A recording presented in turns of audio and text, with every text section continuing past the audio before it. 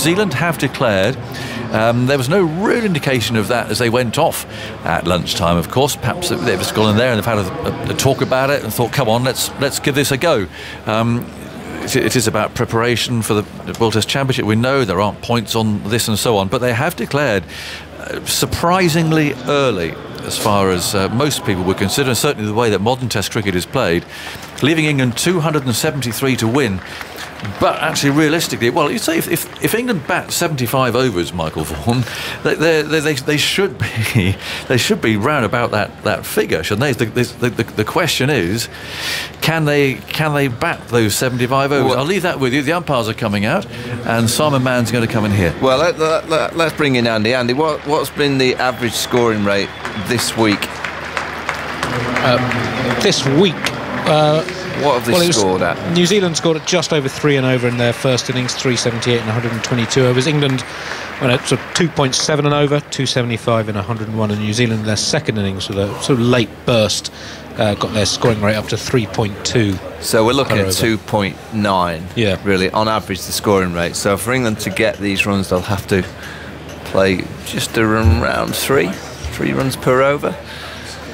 Oh, I think it's a good declaration. I just wonder, in this time, it's not any Test Match Championship points on offer in this series. It's pretty much a friendly series. Would he have done it if there were? I hope he would. I think it's the right thing. I think it gives them a great chance of winning New Zealand. It gives England a little sniff of winning, but I only give them a little sniff on this surface against this kind of attack. I wonder if Kane Williamson would have done the same if Ben Stokes and Josh Buttler had been in the team. Probably not. So I think he's looking at the pitch. I think he's looking at his own team. I think he's looking at the England inexperienced batting lineup, and I think he's just probably thinking back, wait a minute, we've not won a Test match here since 1999. What a great place to win a game of cricket. Their record overseas has not been terrific. They've been outstanding at home. I think it's a very, very good declaration from Kane Williamson. And also, he's probably seen the forecast. There's chances of shower. And if you take another an hour out of the game, it's pretty much done and dusted. And he's probably put all these into the equation. We saw it quite early. I know Wagner was going to come out and play positively, but when Ross Taylor went out there and started dashing quite soon, played an almighty Yahoo over the onside early, I thought, yeah, they're thinking of something quite quickly, which was good to see. Afternoon time. The afternoon, yeah, it really sets it up for the afternoon, and New Zealand have given themselves a chance with the number of overs left, 75 overs. May well end up as a draw this game, but it's game on, whereas perhaps it didn't feel necessarily it was going to be this morning, certainly after we lost that full day's play. What have you seen, Michael? I'm just looking straight away. They've got a short leg in place, they've got a mid-wicket, a mid-on, a fine leg, just 2 slips in the gully, so Southey clearly on a pitch like this, it's just offering a bit of uneven bounce ball straight. That short leg, I don't think he's there for the short ball. I think it's there for a ball on length that might just bounce. We've seen plenty of uneven bounce, so I think they're going to bowl wicket to wicket. Here's Southey then bowling to Burns, first ball of the innings. Burns plays at that one and gets the bat down just in time. It might well have missed off stump, but he hit it hard into the surface and it bounced behind him and down towards the ground home in the gully. The last Lord's Test match, something similar happened on the last day. On that occasion, Australia was set 267 to win, but in only 48 overs, and they were 154 for 6 at the end. So whether England could have been a bit bolder that day, when I think back, actually, I thought the declaration felt a bit about right at the time. Here's Southey bowling to Burns. Burns comes quietly forward, playing towards mid-off. Yeah, we've seen quite a few low balls, haven't we, throughout the Test match, particularly in the New Zealand's second innings, and so far those low balls have been wide of the stumps. And what New Zealand will be hoping for is 1 or 2 early ones that are straight. And once you see a low ball or 2, and particularly if it accounts for a wicket, it sends the jitters through a dressing room. You say, oh no, just hope my name's not on one of those. So what are we, 1:30, 75 overs left in the day's play. Southey into bowl to Burns. Burns goes forward, plays that towards extra cover, and there's no run. We could be, excuse me, we could be in for a long one tonight. Yep. BBC Two highlights. I don't know. The programme might be started. They still might have 3/4 hour's cricket left. Good luck to all those involved in that. Yeah, that's when it gets a little bit twitchy. And I presume the highlights are on at 7 o'clock tonight. Although they are. Yeah. starts to get a bit fun. The cutters cutting the highlights together while it's still going on. So 273 to win. Here is Southey bowling outside the off stump to Burns, who lets it go, and it's through to Watling. Of course, what also could happen as well is the captains could shake hands before the last hour if, say, England were, I don't know, 140 for 3 or something like that. I wonder when New Zealand declared. I wonder if it was... Do you think it was when they walked off for lunch? Nah, you don't think it was that? No, you'd have given it half an hour. You'll have to give them 10 minutes, don't you? Yeah. So you left it for half an hour, like to Rory Burns get stuck into a bit of beef Wellington. Nice big pudding. Think he could run it off for 20 minutes after lunch? Oh, he's having a big dinner. I'll tell you what, we'll just give it another 10 minutes, let him eat a bit more, and then say, yeah, by the way, we've declared, Rory, good luck. Would you have declared? Yeah. This situation? Against this England team, yeah. You know, because it's so inexperienced and on a pitch that's done just enough. Yeah, absolutely. The weather looks okay at the moment, but there's a prospect of 1 or 2 showers around later. Southey bowls, Burns plays defensively into the offside, up towards mid-off. If Ben Stokes and Josh Butler had been in the side, possibly not. I'm intrigued to see how this young England batting lineup copes with the pressure of this situation. Do they, in the back of their mind, think, wait a minute, this could be an incredible day, go after the runs and get a few, and what an amazing victory that would be? Or are they thinking, I just need to hang in there? I'd go for the second option, a young player in Test cricket. Still have a kind of a mindset of looking to score, but I think 2 or 3 of them just need time in the middle. Southey bowls. Oh, and Burns squared up by that, but he's going to get 4. Down towards the deep backward point boundary. The fielder's chasing it down towards the rope, but he was going down the hill, and the ball often wins down there. So England underway, but it was a full shot from Burns, but it's in the scorebook. And England 4 for no wicket after the first over, having been set 273 to win. And it remains to be seen whether they were chasing. Remember that Michael Clarke declaration at the Oval? Yeah. At the end of that Ashes series, when Andy could dig that out. From memory, it was something like 220 in 42 overs or something like that. And I think people thought, are they going to go for it? And they did. And of course, they would have got it if the umpires hadn't taken them off a bad light with about 20 to win. Yeah, I mean, it can be easy batting when you're just thinking of scoring runs rather than just batting for time and batting for survival. Dom Sibley's on the dreaded pair. Got the beauty in the first. He was playing across the line, but it was the angle from Jamieson from the nursery end that looked like it was kind of angling to leg someone, and then it just a little bit of swing and then seam. Trapped him on that back leg. Is it fair to say that it would have got a lot of batsmen out, but the other batsmen would have been bowled or nicked off? Yeah, nicked off or bowled, I think. Here's Jamieson bowling to Sibley's forward, playing that towards forward square leg, and there's no run. 3 slips and a gully in for Jamieson. Bowling to Sibley, there's a forward square leg rather than a short leg, and a mid-wicket as well, and a fine leg, so 6-3 offside field. Even that shot there, forward defence from Sibley goes to square leg, he kind of the close face of the bat. I'm sure Jamieson's just thinking, just probe away on and around that off stump. Pressure of being on a pair. Sibley's thinking, please, not one of those low ones. Give me a nice clip off the hip, that'll do. It's a good ball that got him out in the first innings. Here's Jamieson bowling to Sibley, gets one outside the off stump, he lifts the bat high to get the gloves out of the way as well. Through to Watling. That game at the Oval in 2013, England 3-0 up in the Ashes, so the Ashes already secured in the 5th and final test. The target set by Michael Clarke was 227 in 44 overs. England ended up 206 for 5 from 40 when bad light ended things. So what do they need, 21 or 4 overs, was it, with 5 wickets left? Jamieson past the umpire, into bowl to Sibley, who edges it, but on the bounce to Taylor at first slip. He tumbles to his right to take it. And Sibley playing with soft enough hands there. Yeah, he didn't got carry. Yeah, and for that reason, that's why the ball didn't carry. He's a terrific bowler, Jameson. Just got that natural length. It's just that awkward length. From 6'8", you would expect to be playing most of the balls on the back foot, kind of hip high, but he just bowls that length. It drags you forward. It's enough movement. You can swing it in and out. He bowled a good ball to root as well. First up yesterday. Yeah, that was a peach. Yeah. Jameson moves into bowl to Sibley. That's outside the off stump. Sibley can line that one up nicely and lets it go. The good thing about the root ball is often you see a ball do a lot and you think, what a good ball that is. It's beaten the outside edge and it's gone a long way, but actually it's useless in a way because it doesn't take the wicket. But the root one moved just a fraction. It was perfect. You only want that fraction of movement to take the edge.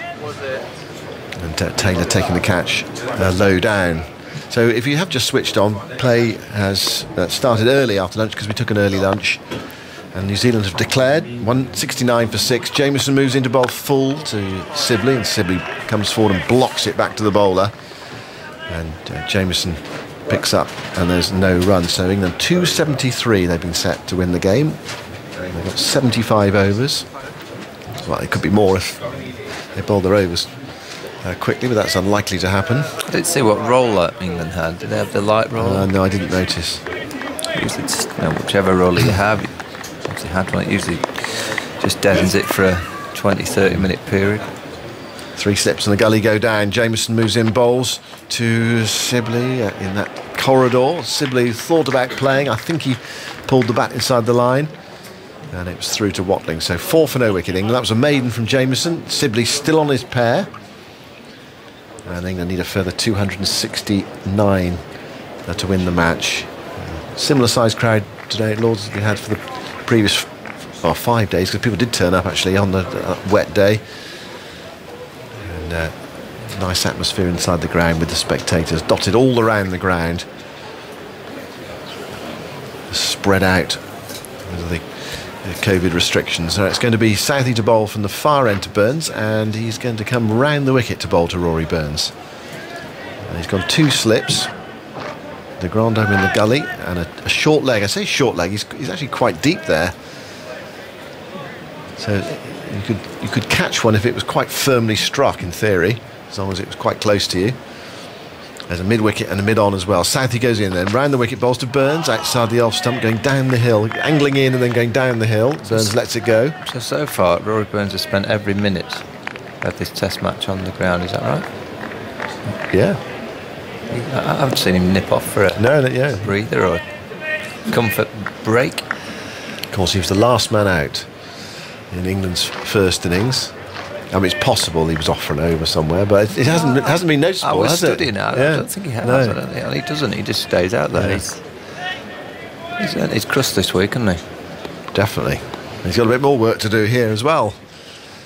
Here is Southey bowling to Burns, who clips that into the onside, but straight to mid-wicket, and there's no run.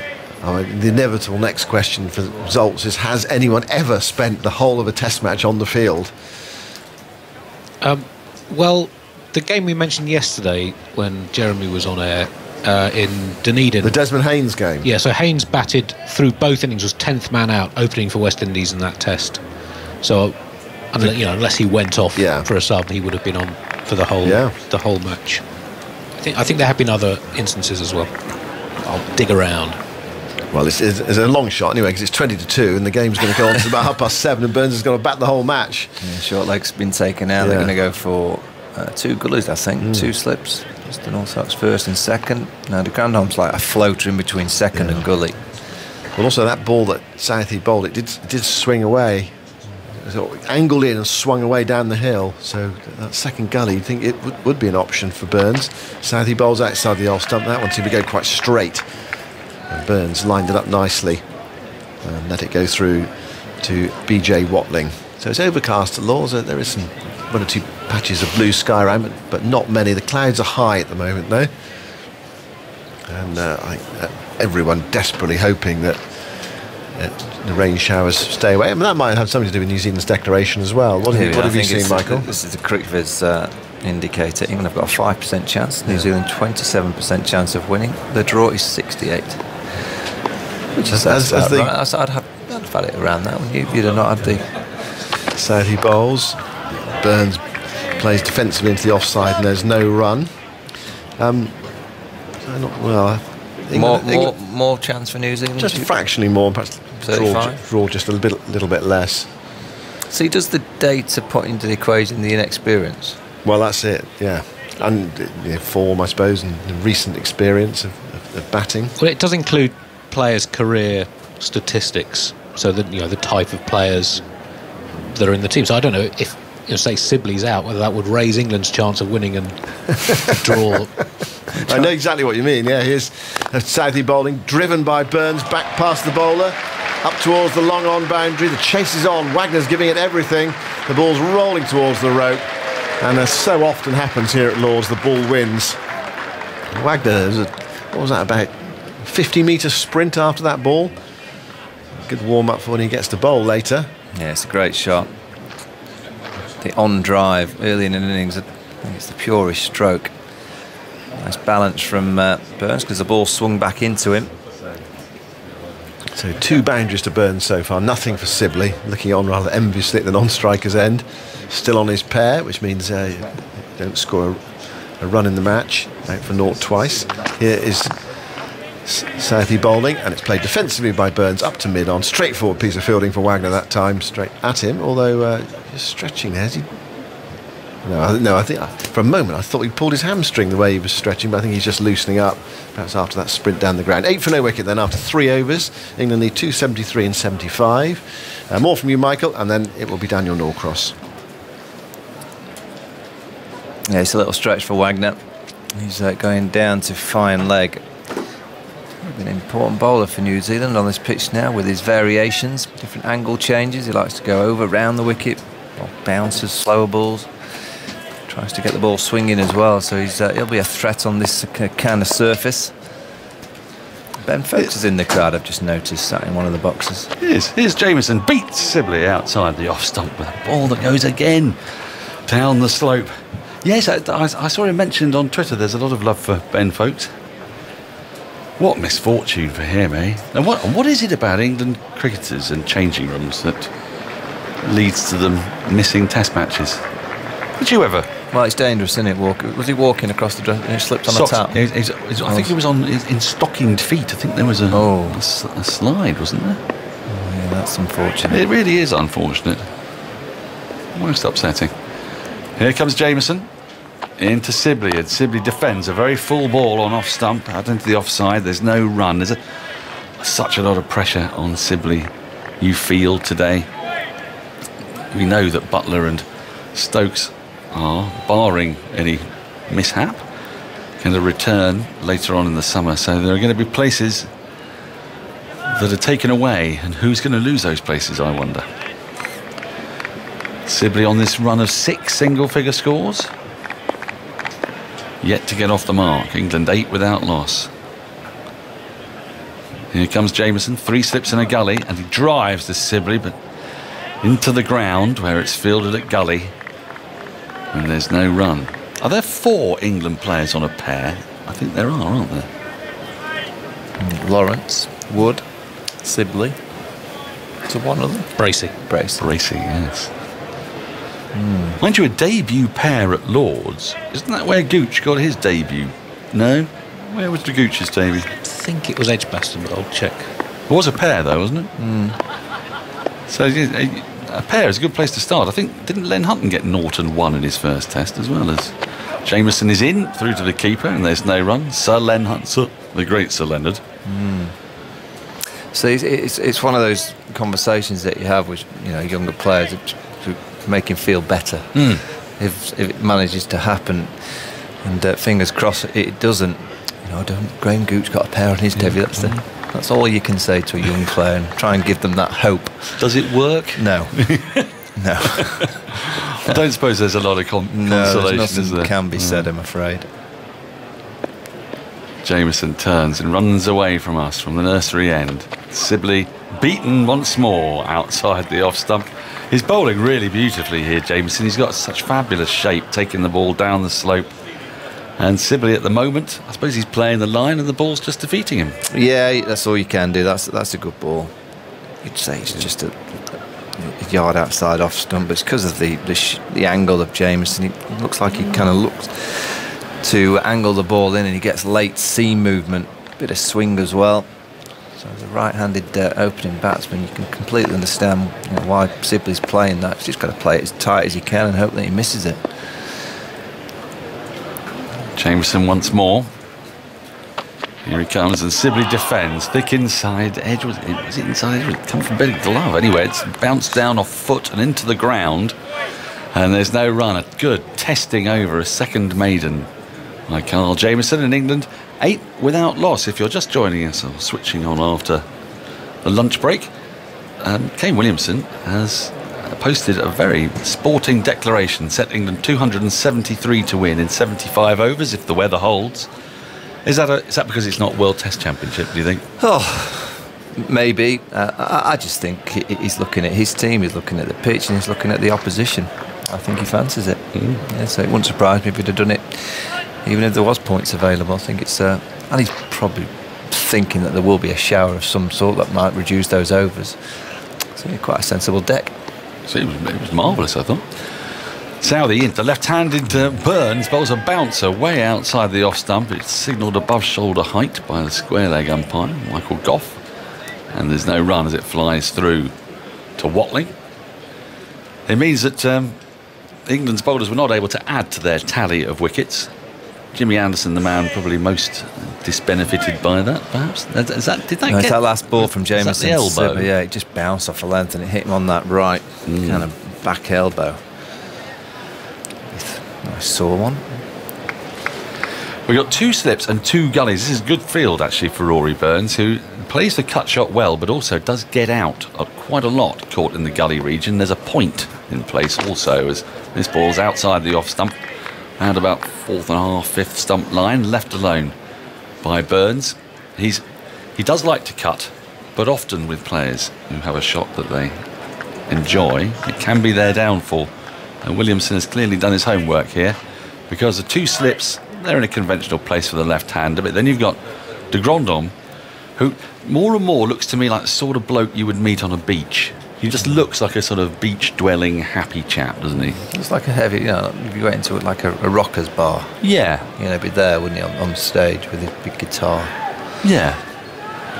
Southey in, clipped away firmly, nicely by Burns, down to deep backward square leg. Conway does the fielding, and he gets a single. Has that been signalled no ball? Yeah. Oh no, hang on. I think he might actually be signalling. Oh, for the side screen to move. Yes, well, it's a slightly confusing movement by umpire Kettleborough. This is something different for Tom Sibley, a different bowler, different end to bat. It's not batted down this end in this Test match. I don't think so. Did he? Oh, in the whole match. He's had 19 balls from Jamieson. Yeah, and that's been it. And it was all for 1. Yeah, so this is something fresh and new, isn't it? New bowl, a new end. Well, this is exciting. Rory Burns has still been on the field of play for the entirety of the match, hasn't he? Yep. Is that correct? Good, excellent. Geoffrey Boycott, and who else? Andy Zaltzman. Here comes Southey to Sibley, who gets up on his toes, defends slightly shorter ball back at the wicket, and there's no one. I think, or is it that Geoffrey appeared on all 5 days of a Test? I think that's what it was. I'm not sure that he was out there for the whole Test match. I'm not sure. Which Test match are you talking? Oh, it's a while back now. I have a feeling it was the one where didn't he get 199 against the West Indies in, I want to say, early 70s. The funny thing is, he's told us about it many times, hasn't he? But for some reason, it's just slipped our minds. Well, you wouldn't be surprised. I wasn't listening. Oh, really? I was nodding. But Southey in, 3 slips of the gully, and Sibley drives. He won't get his first run, though, as it goes to the right of Williamson at mid-off. Once he faced 14 balls, he's still on 0.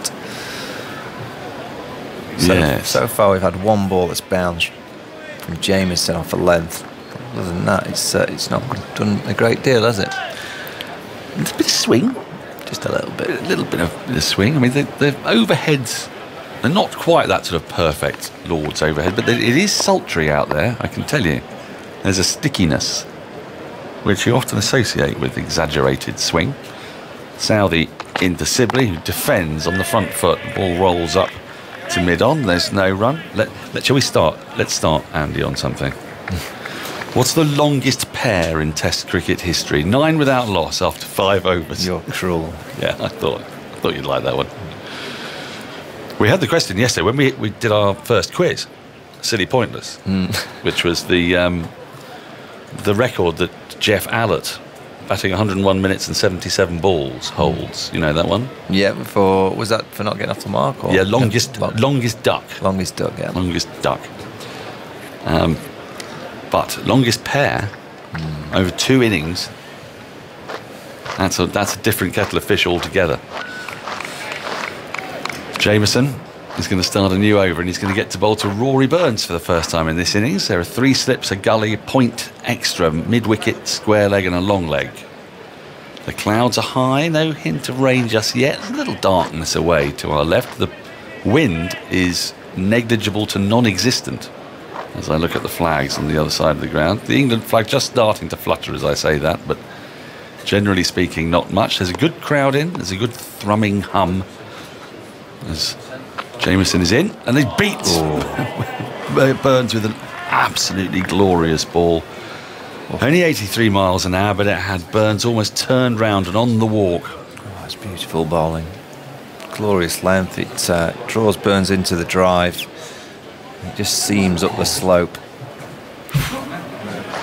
I'm not quite sure how you play that. This is our first real chance to see Jameson in person with a red ball. He's come with quite a lot of plaudits and saw quite a bit of him on TV in his first 6 matches as Jameson is in. And Burns lets this go by. It was close to the off stump. His shoulders, arms well. Is he the real deal? Is he what we were led to believe he was? Well, he looks the real deal. I mean, it's early days in his Test career, but his record so far is exceptional. And you can see why he's had success. Right at the start of his career, he just got that ability to bowl that in-between length, and he's got the skill to go either way, and he's quick enough to just push you back as a batter. So yeah, you can completely understand why he's had success so far. Testing times for England, and Rory Burns comes forward in defence and pushes the ball firmly back to Jameson. That's a solid shot from the England opener. Broad and Anderson yesterday with the new ball bowled superbly with no reward. Robinson has bowled fantastically throughout. We've seen some pretty good bowling, haven't we? You'd probably say that sort of the low point might have been New Zealand at just the back end of day 2. Slightly lost their lines a bit, but other than maybe. that, I've got a note from Mark Church, the doyen of Surrey cricket, who's currently sporting fabulous hair. He looks like a very flamboyant Jurgen Klopp at the moment as Jameson is in, outside the off-stump, through to the keeper, and there's no run, with a touch of young Richard Branson. He's also posing with an awful lot of Ricky Clark merchandise. He says, R.J. Burns was on the field of play for all but half an hour of the Surrey game at the Oval versus Hampshire in 2017. He got an unbeaten double 100 and was out very near close in second innings on the last day. So he's got previous. Thank you, Churchy. He has previous. So he's nearly done a full 4-day, and he's trying to get the full 5-day in. That'd be a thing, wouldn't it? No one will remember the rain day at the end of it if he makes it. Jameson in, well left again by Burns. This one keeps really low, and Watling it gives a rather rueful look as to the plight of the keeper at Lord's. Andy. The longest pair in Test history, both in terms of minutes batted and where recorded balls faced. It's by a player in this match. Oh, Watling. Nope. Is it New Zealander? Nope. Oh. It's not Sibley, is it? Nope. Might it be Jimmy Anderson? Correct. Okay. We need to have a guess at the balls and minutes in a minute. Jameson in, through to the keeper, left alone. Rory Burns judged the location of his off-stump expertly in that over and has survived another maiden England 9 without loss. Burns has all of them, and Sibley none of 15 balls. This is why we're asking, because Sibley out for a duck in the first innings. He's still on a duck. So what do you reckon? Well, I'm guessing Jimmy Anderson. So is it across 2 innings? Yes, it's across 2 innings. How many balls across 2 innings? Faced over 2. I'm saying 42 deliveries. That feels like a nice number. It's also one of our favourite numbers, isn't it? But I'm going to go slightly longer than that. I'm going to go 67. 61 balls. 61 balls. Suresh Raina had a 42-ball pair against England at the Oval in 2011, which is the longest by a specialist batsman in terms of balls faced. 29 in the Oh, first innings. that's the longest by specialist. Okay, so 13 and how many has Sibley faced now? 22. Way to go. 22. We've got a way to go. I mean, I'm teeing this up a bit early. I do realise that. Southey runs in to start a new over from the pavilion end. Sibley defends. Back up the wicket. There is no run. That's another ball. New Zealand have already thrown the ball to the umpires to try and get it changed.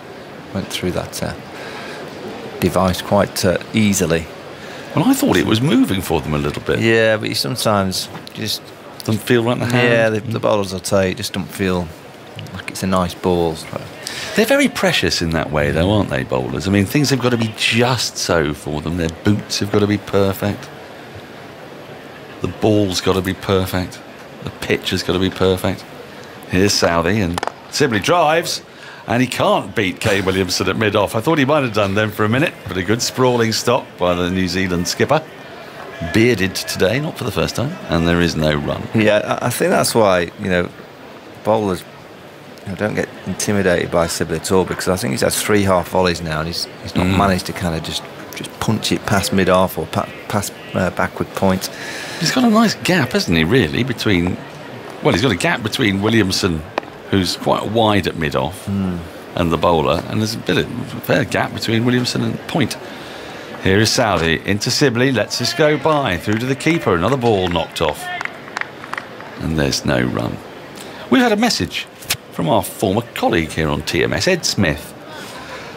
He says, my next door neighbour Chris Jeffries, a Yorkshireman, is a huge TMS fan and often found bowling at our Sun.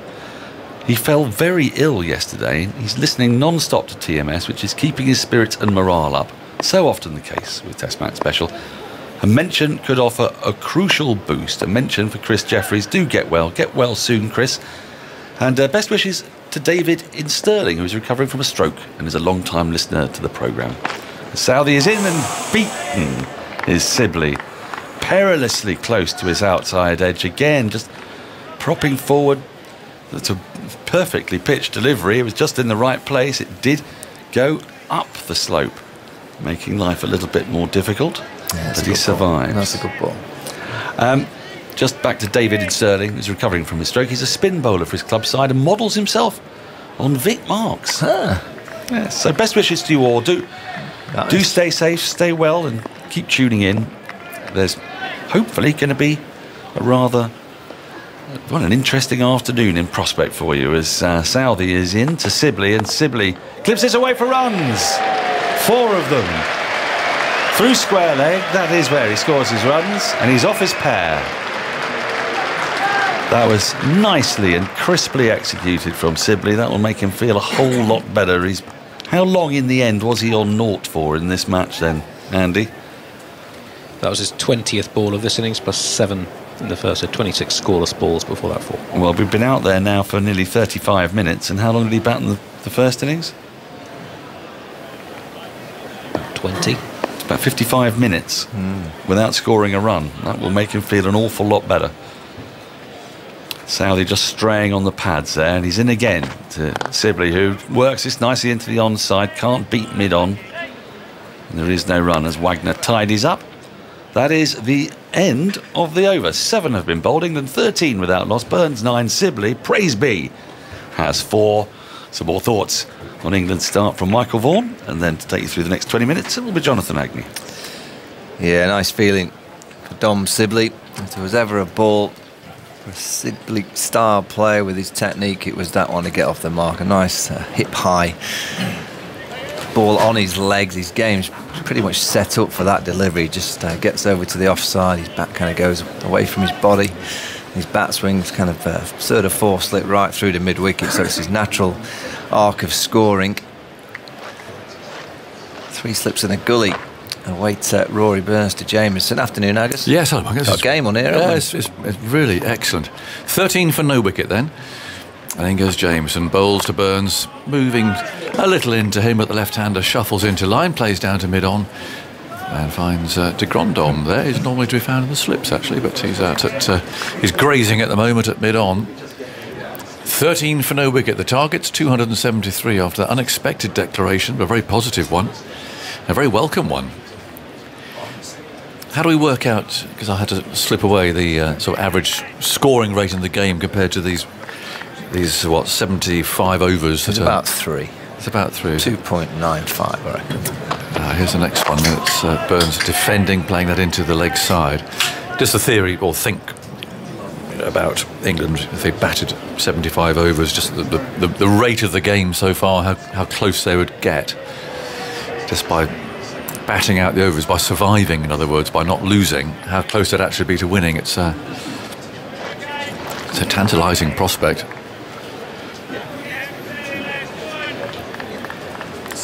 $13 for no wicket. Burns on 9. At the moment, it's just all about just seeing this new ball off. Jameson's on his way, bowls to him, and again there's that little bit of movement into Burns, who fends the ball away into the offside, and again there's no run. 13 for no wicket. Yeah, the overall run rate in the first 3 innings of the game was 2.97 per over. England needed 3.64 when they began this chase, and that's gone up to about 3.84 now. It's not an easy pitch for scoring runs on, but it's an easy ground for scoring runs on. I mean, once someone gets in and starts beating the field, the ball goes for 4. You need to be a left-hander, don't you? Apparently, yes. Apparently it's a left-hander's pitch. How many have England got? Have to tally them all up, get them all out there. Jameson bowls to Burns, who shuffles forward. He's one of the left-handers. And the enormous Jameson picks the ball up. Who have we got down here? This is Sam Billings. Sam Billings has a huge bag on his back. I don't know what it, because he's wearing his pads. What's he got in there? I don't know, because he's wearing his pads and 2 thigh pads, and he's still got this enormous I know what he's got in bag. there. He's got his keeping gear. I've seen Bruce French walk over as well. Okay. I reckon he's got a lot in there, hasn't he? Look how big that bag is. It's full as well. It really is. He's on one knee. I'm not surprised. He's probably buckling under the weight. They're heading off for the nets. Jameson bowls. Oh, that's the one that swings away from Burns, but it started far too wide. So he lets it go through. I see Billings in the Test squad as a terrific cricketer. Where is Bruce French? Look, just up beside the digital advertising hoardings, just below us. Wajeetan Patel, spin bowling coach. Craig Overton, he's got his pads on. He wants a knock. It's great here. They've got those facilities, isn't it? The nursery, and they're all beautiful nets. They've been on different strips every day. They've been moved around. 13 for no wicket. Burns on 9. There's 3 slips of gully. New Zealand looking for that first wicket. Jameson moves in, bowls to him. Again, it's one that goes across him. He lets it go through. Watling collects it in front of first slip. So, we've had how many overs now? Looking up at that screen. 8 gone. Jameson's bowled 4 maidens out of 4. Thank you. He heads off to the deep. And no wickets as yet, but they're keeping it very, very tidy. And the amount of playing and missing that's been going on, you have to admire Sibley's discipline and patience and his ability to just block everything out. It's, again, one of those things that's so useful for an opening batsman to be able to do. Just focus totally on what you're doing. Shut out everything else. Play and miss. Well, okay, you come and bowl me another one. I'm not out. I'm still here. Very much the attitude. Just literally focus on the next ball that's coming. Southey took 6 wickets in England's first innings, and he's wheeling round with a pavilion behind him and runs in smoothly now to the right-handed Sibley, who gets one that's too wide to bother him. And that's collected by Watling in front of Taylor at first slip. Still some swing.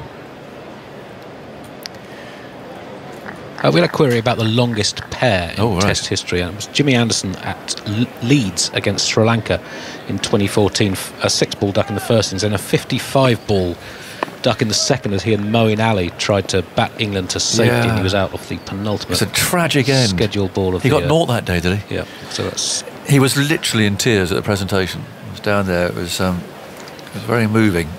Southey bowls, and it's pushed away by Sibley. Go for a quick single. Fielder picks up and throws at the stumps at this end. Misses them. But Jameson can come trotting in from the boundary at fine leg. It was Conway there who had a little underarm flick at the stumps. I think part of the problem was it was almost the death knell of Alistair Cook's captaincy. There was so much pressure on him in that game. And to lose to Sri Lanka in that fashion, so late in the day. That was all part of the emotion, I think. But it was literally the penultimate ball of the match, wasn't it, that Anderson got out to. Strapping seamer from the far end. Doesn't remind me which one it was. It was Damika Prasad, 5 of 50. Yeah, bowled very well. Moeen ended at 108 not out, 281 balls in his second test match. Played beautifully too, by the way. I think Anderson must have hit his body and then crept into his stumps or something. There was a really... And this is pushed away out towards cover, and there's no run. Was it not caught? Close in on the leg side? Yeah, popped it at a short ball. Popped up to... caught by Rangana Herath, which is unlucky. Goodness. Very short. Well, he must have gone quite... He wouldn't have got down too far in those sort of advanced phases of his career. Would have gone straight to him, more or less. But they had, everyone round, didn't they? I think Graham Swan was in the commentary box that day, I seem to recall. 14 for no wicket. There's 3 seagulls trotting around behind Southey at the moment. Strutting, perhaps, rather than trotting. And Burns allows a wide one to go through outside his off stump. Well, Jeremy, were you taken by surprise by this? A little, yes. Always took the view, I think, if you've earned the right to declare, you can make it a little bit harder and have it, certainly if you declare, put it on your side of the equation. And therefore, the other side has to do a little bit more. For me, this is evening it up just a little too much. So even the whole game up, But look, I'm very much looking forward to the afternoon. Must be New Zealand's best chance of winning by having a bit more time. Well, that's one option. Southey, wide of the off stump again, keeping very low. The declarations in perhaps today, I can't think of. I mean, what percentage of games go to the 5th day nowadays? It would be much lower, I would have thought. Yep. Teams winning by 300 runs and things like that. But I can think to Gower's declaration. I'm thinking about people who declared in the 3rd innings of a match. Yep. David Gower. Yeah, I remember a picture up of him half looking out the door. But if you remember, he got massively criticised for batting too long. Yes, he did, for batting on that day. And then they lost. Here's Southey, and that's a sumptuous drive from Burns. He's just picked out the man there at point, so he doesn't get anything for that. It's a nice stroke. 14 for no wicket. Didn't Gordon get 200? Yes. And they won comfortably, didn't they, going into the last 15 overs? I think Haynes it wasn't much. Was dismissed fairly cheaply. Was it Gomes? Who was number 3? It was Gomes, wasn't it? Gomes made 93 not out from memory. Just getting the scorecard up. But Gordon was brutal. I mean, he limped out to bat, and we thought, oh dear, here we go. Because as soon as he started limping, you knew he was he's going to hit boundaries. Not going to bother running. Yeah. Let me think. Joe Root declared against the West Indies at Headingley, didn't he? Yep. And Shai Hope. Shai Hope, yep. Yeah, Shai Hope. There've been a few, haven't there, that you think about. It doesn't happen that often, but these days they'd like to get over 400 to be comfortable. Yeah, well, that's right. And goes Jameson, and that's clipped away really by Sibley. Peterson to mid wicket. Peterson in India. Yes, that was a sort of not a one-off game, but it was an unusual game because of the emotion and everything that was going into that. It was the match after the Mumbai bombings. It could have been home, and then they came back. And it was straight into this very emotional game, and for India as well, just reeling from this horrendous attack on the Taj, where England had been staying only a few weeks before, and we were due to stay there again a bit later on. That was a few distracted people. This is outside the off stump, and it was left alone. That's taking nothing. I mean, Tendulkar played brilliantly. Yeah. It all went a bit strange on that last day, but also Sehwag, of course, who completely demolished Steve Harmison. He set it up, really. His onslaught on the 4th evening brought it down to a realistic target on the last day. But there was nets draped down from all the way around the stands, sort of security netting, almost like sort of fish netting down from the top of the stand down to the ground. Jameson bowls outside the off stump. That bounces twice, gathered by Watling. It was kind of a surreal atmosphere to the whole thing. But, it was just... I mean, I must be honest, I didn't expect them to go back. And was a really good effort by that team, and Peterson deserves a lot of credit for that too. To get them back on the plane and get out there and play that. They played a couple of tests. The feeling was once they got home, they might be reluctant to go back there again, although the attack wasn't on them specifically. 14 for no wicket, and Sibley comes forward. It's played away out to de Grandhomme at mid-wicket. Yeah, so, I mean, it's happened in the past. Gary Sobers. Gary Sobers, of course, and MC Cowdrey. Gareth Sobers gets very cross when it suggests that he was a bit flippant and a bit lackadaisical about that. He had all the spinners, didn't he? He had spinners in those days, and I think was Wes Hall. I don't know whether Wes Hall actually played that match, or was it Charlie Griffiths that got injured as well? And I think there were leg spinners, and then of course you go back even into Norman Yardley in the 40s when it was against Australia, the 48 side. Oh, that flew. Jameson there bowling at full familiar length, but it's really gone through high to Watling, so Sibley's going to come and have a prod at that, just demonstrating again the uneven bounce in the pitch. And yeah, so that match in Chennai you mentioned, I guess in December 2008, England were 9 down, so weren't declaring. I guess like New Zealand could have scored quite a few more. They're already down to their last wickets. At India 387 in 29 overs of day 4 plus the whole of day 5. And after those 29 overs, they were 131 for 1 after Sehwag scored 83 off 68 with 4 sixes. It was an incredible. Well, those sixes, I think most of them would have gone over square third man. Into the netting. Because Jameson, yes, this is outside the off stump and left alone by... So, yes, it literally sort of going into the netting and then coming out. Like fish. And just, Because I remember Steve going round the wicket. I mean, he just, you know what Sehwag was like. And he was on fire that day, and he was just mowing over point. It was a fantastic innings. I think Tendulkar was man of the match for his 100, but actually the man who set it up, made it possible, was Sehwag. Funny old game, that one. Jameson, 5 overs. Graham Swan's debut, I think. Yeah, it was. 2 wickets in his first over. 2 wickets in his first over. Yeah. De Grandhomme's on. Jameson, 5 overs, 5 maidens. Yeah. Swan had Gambhir and Dravid out in his first over of Test cricket. Good way to start.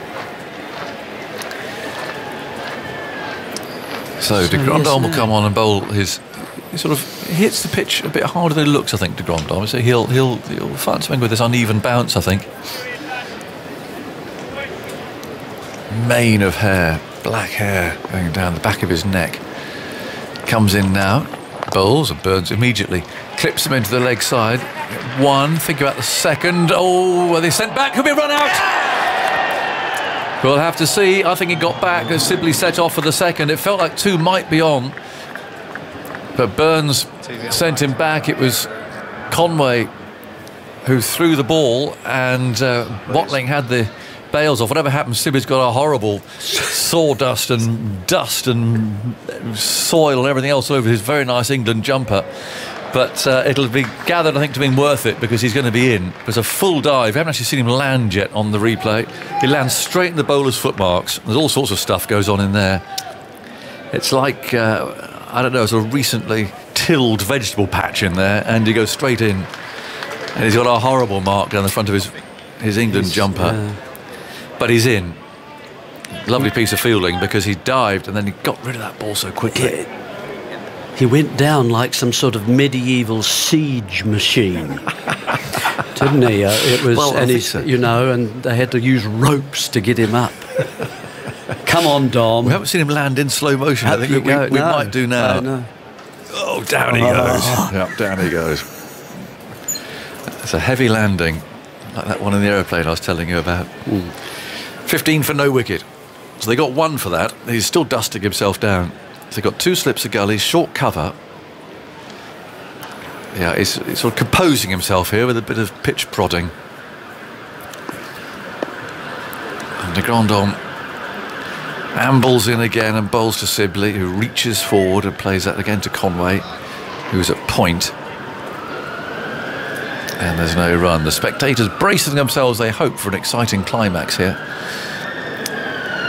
For a tense and tight finish, which we've had at Lord's before. We've had some really excitable days here. usually on the fourth day of matches. You tend to start on Thursdays. Here, Sibley forward, drives. It's a thick outside portion of his bat. And no run therefore. He's on 5. Quite good work there from Watling too. He came. Did you notice the way he went round and round the stumps towards the area that the fielder was throwing from, so he didn't have to wait for the ball to go past the stumps. De Grandhomme, past the umpire, shuffles in, bowls wide. And Sibley's not having anything to do with that. Lets it go through. Watling's on his hands and knees. It's been a difficult match for the wicketkeepers, this one. Some balls going through face, head high, and then the same length, bouncing twice, sometimes just in front of them. Get a nasty bounce. De Grandhomme, and again it's too wide to interest Sibley. Gets his bat out of the way. There's a horrible smudge all over his head. Been to the dry cleaners before he goes to Edgbaston.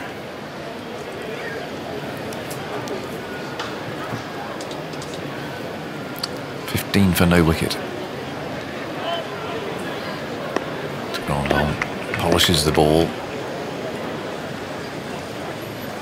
And now he's on his way past the umpire. Sibley thought about playing at that for a moment and then thought better of it.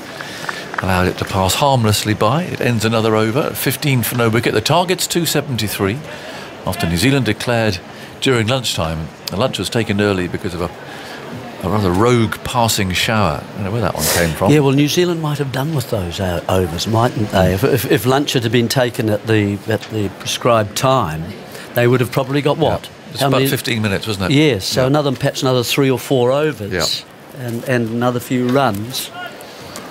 And they'd also have lost 2 if they didn't declare during lunch as well. So, yeah, it all added up to quite significant, actually. Jamieson's begun with 5 maidens. The last New Zealander to do that in a Test match was Doug Bracewell, who was in this squad after a few years out of the team. That was back in 2011 against Zimbabwe. The only other bowler to begin an innings with 5 maidens. I'll finish this off, this ball.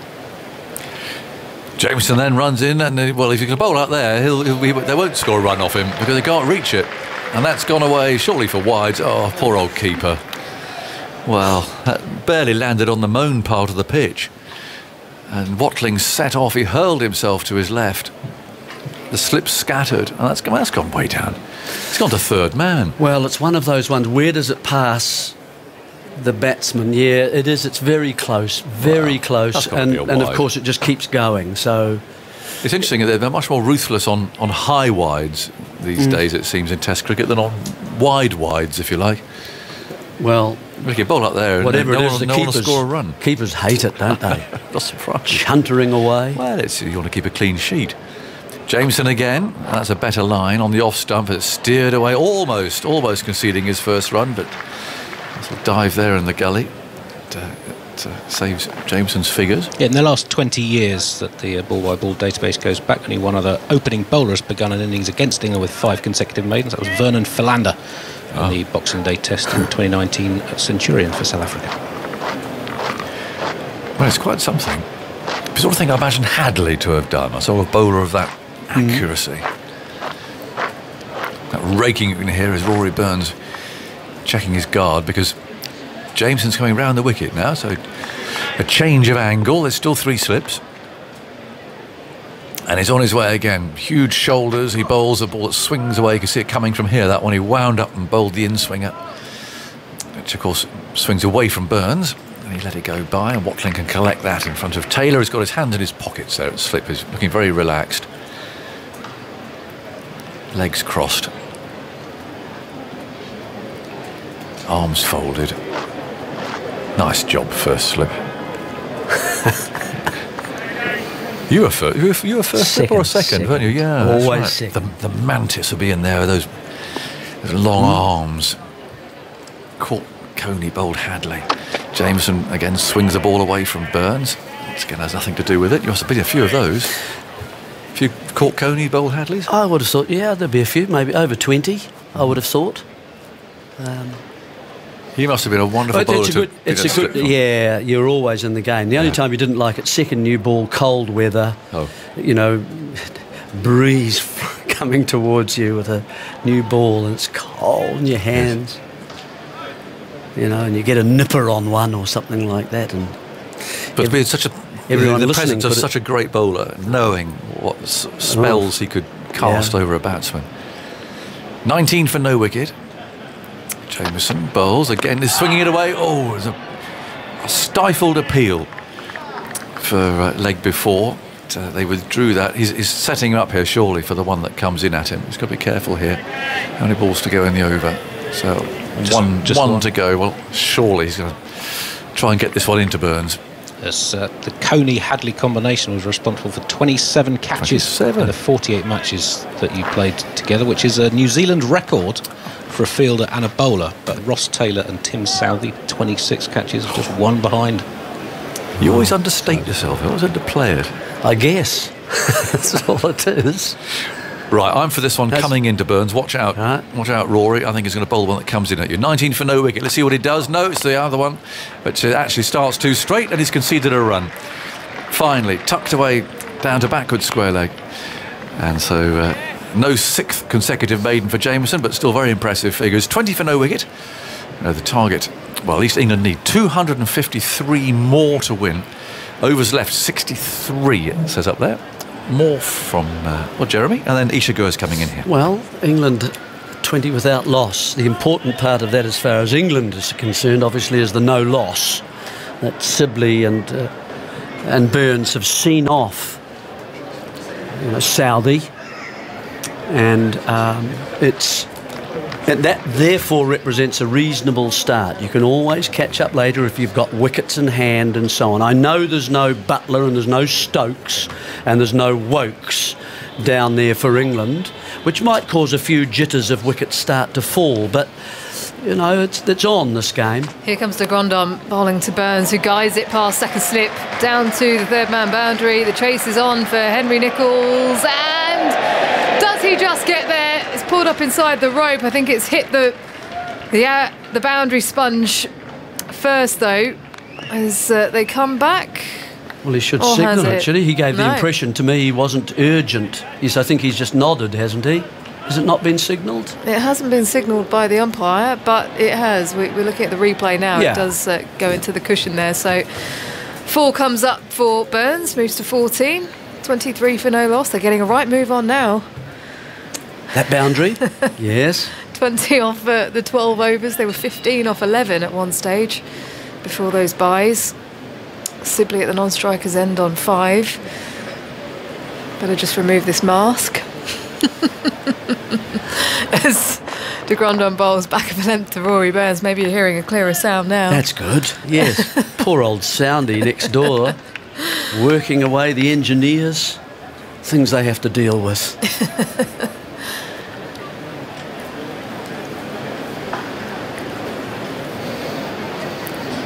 A very bold decision from Kane Williamson. You mentioned Ben Stokes and Jos Buttler. I just wonder if he might have added a few more to the score if they were in the side. Well, As de Grandhomme pushes away, running towards us now. Burns defends back down the pitch, no run. well, I would have thought that would have come into it, wouldn't it? Experience and also chasing. 3 pretty dangerous players, particularly Butler and Stokes, the 2 there. But look, these are times when, as a team, Burns back and across, allowing one to pass outside the off stump. you know, it may well be that the youngsters, while there were some callow sort of shots in the first innings from, you know, Crawley and Lawrence are the obvious 2 to mention, but you go out in situations and you're allowed to play your shots, suddenly it's kind of a different game, and you know, and even though you might have this particular aspect wrong with your batting, De Grandhomme bowls to Burns, who is solid in defence and covering the ball. No run. Taylor used that kind of method earlier on today, didn't he? He decided, I'm going to just play a few shots, and well, he got 30 odd, I think. And that sometimes those sorts of things can work really well for you when you have a target in front and you're kind of freed up in a sense, aren't you? Burns lets that one go through to BJ Watling at the end of the over. Another full delivery outside the off stump from de Grandhomme, probing away with those lines and lengths. it's kind of a licence to play as opposed to licence to kill. Yeah. Yes. 24 for no loss. Sibley on 5, Burns on 15. You're going to need 249 with the 62 overs left in the day. So has there been any change in the run rate with this slower start? I mean, it was started at 3.6, I think, with when the declaration was made. Yeah, it was 3.64 required at the start of the innings. That's gone up to 4.01 per over needed now. Jameson continues from the nursery end, the tall frame. He is bowls to Sibley, who's working it out to fine leg, who comes in now. Neil Wagner with the left arm throw into the keeper, comes 3 for 1. Sibley moves to 625 for no loss, 248 to win. But it's insignificant, you see, nowadays. Even sixes off the last 15, sevens off the last 15 overs doesn't matter, does it? Look at the way that Rishabh Pant played in Australia. But England, who are the players to do that for them? Ollie Pope, Dan Lawrence, we know he can play well in the shorter format. But these are guys, I mean, Dan Lawrence, James Bracey, guys that are inexperienced in their test careers. And it's a different sort of scenario to if you've played 20 or 30 test matches and sort of know how you want to go about your business. 3 slips in position for Burns, who drives into a vacant cover mid-off, running round to collect the ball as it's thrown in now. Will scamper through for 1.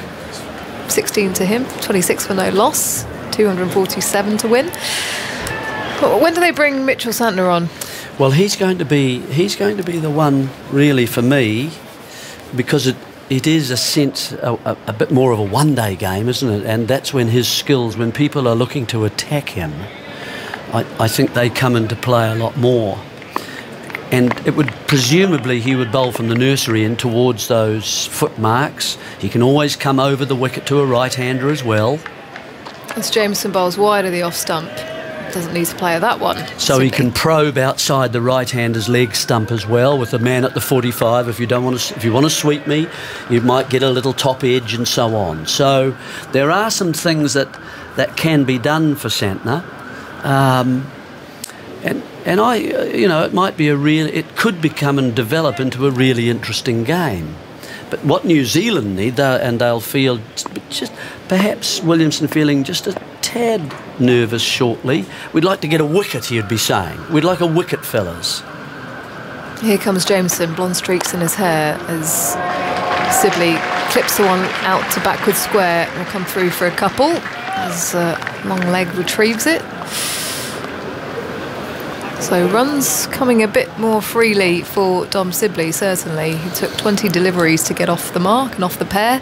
Moves to 828 for no loss.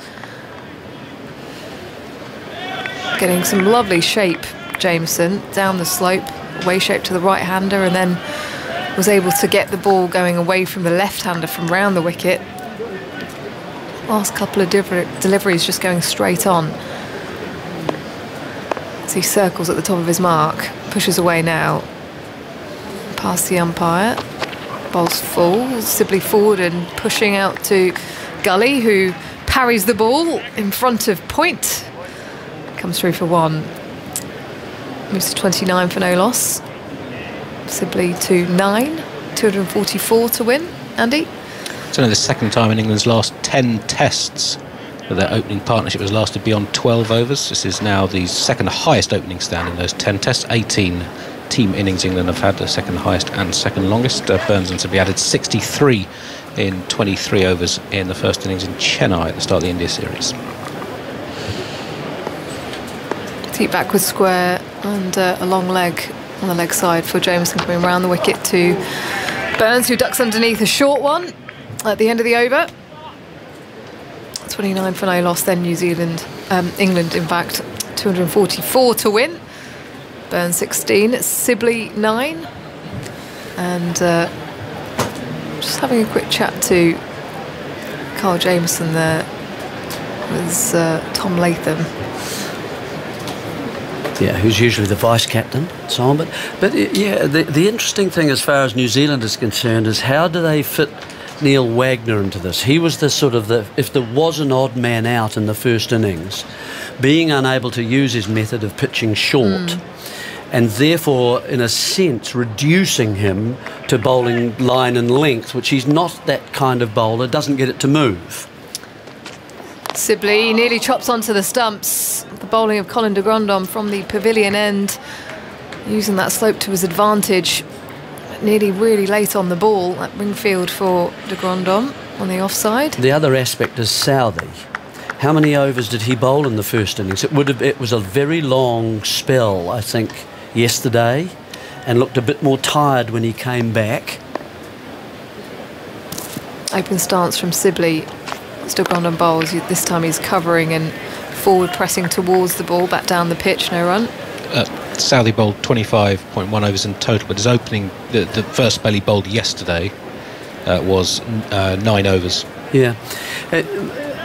It's a question of just how much does Williamson want to bowl him, with the second test coming very close on the heels. 3-day turnaround.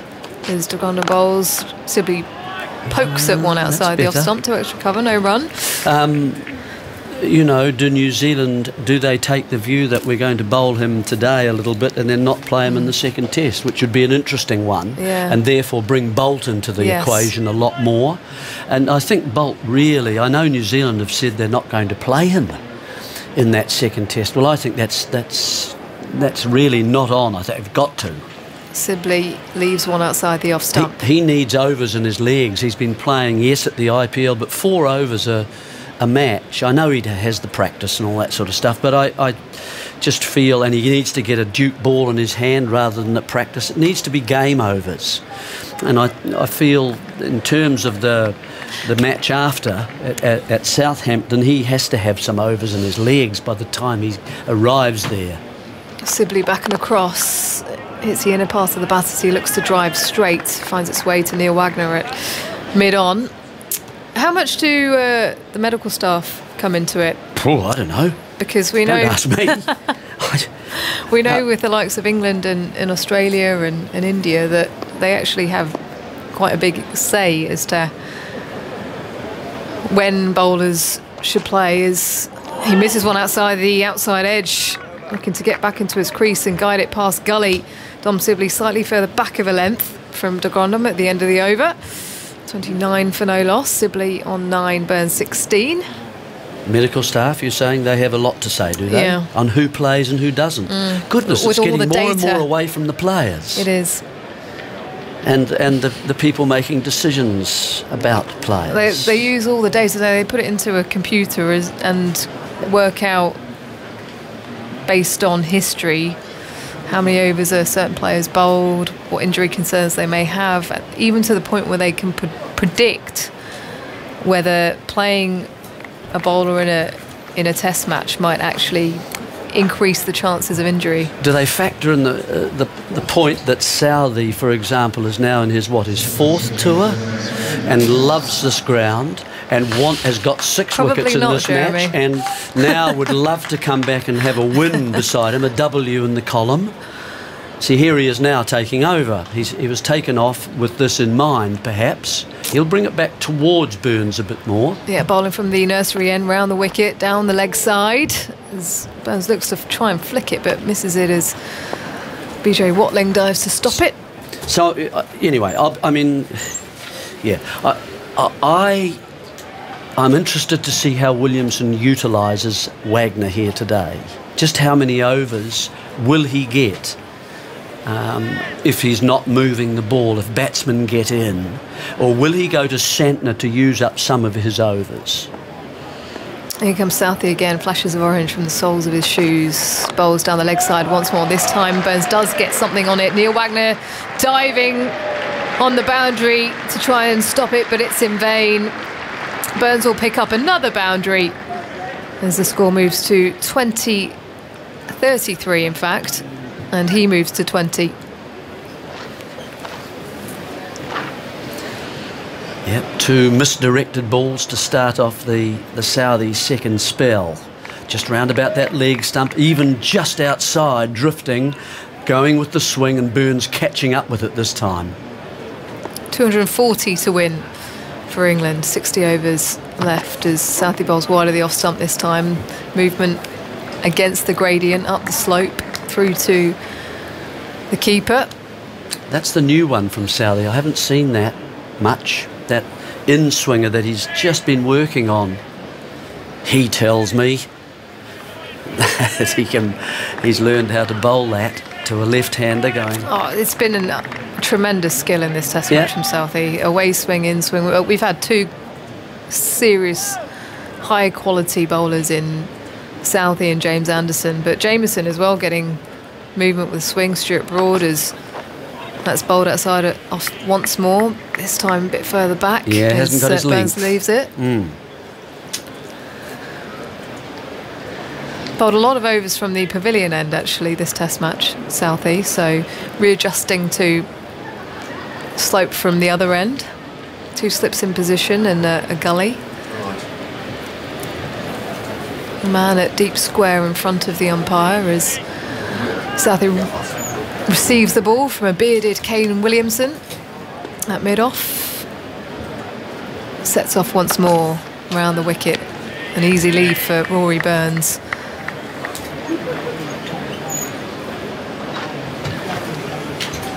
Nice buzz here this Sunday afternoon at Lord's, all building up to the final session.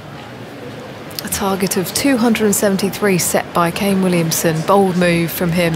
Of course, something for him to think about as well as a captain. Tactically, how he rotates his bowlers when it gets tight.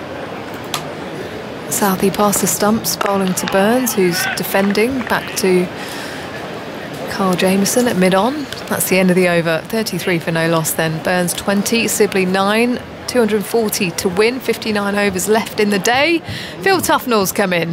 How do you see it, Phil? Well, England haven't lost the early wickets that could have put a halt to it from ball 1, really. So they've got over that sort of milestone. But it's been a bit stodgy, isn't it? It's sort of, they've been hanging it outside the off stump, the New Zealanders, and Sibley's not particularly fluent in that area. But if England are taking this run chase seriously, they might just want to start looking a little bit more proactive, perhaps.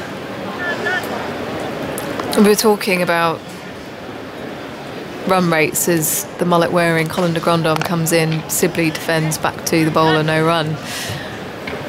And how 5 6s and over aren't really a concern for players these days with all the limited overs cricket that they play.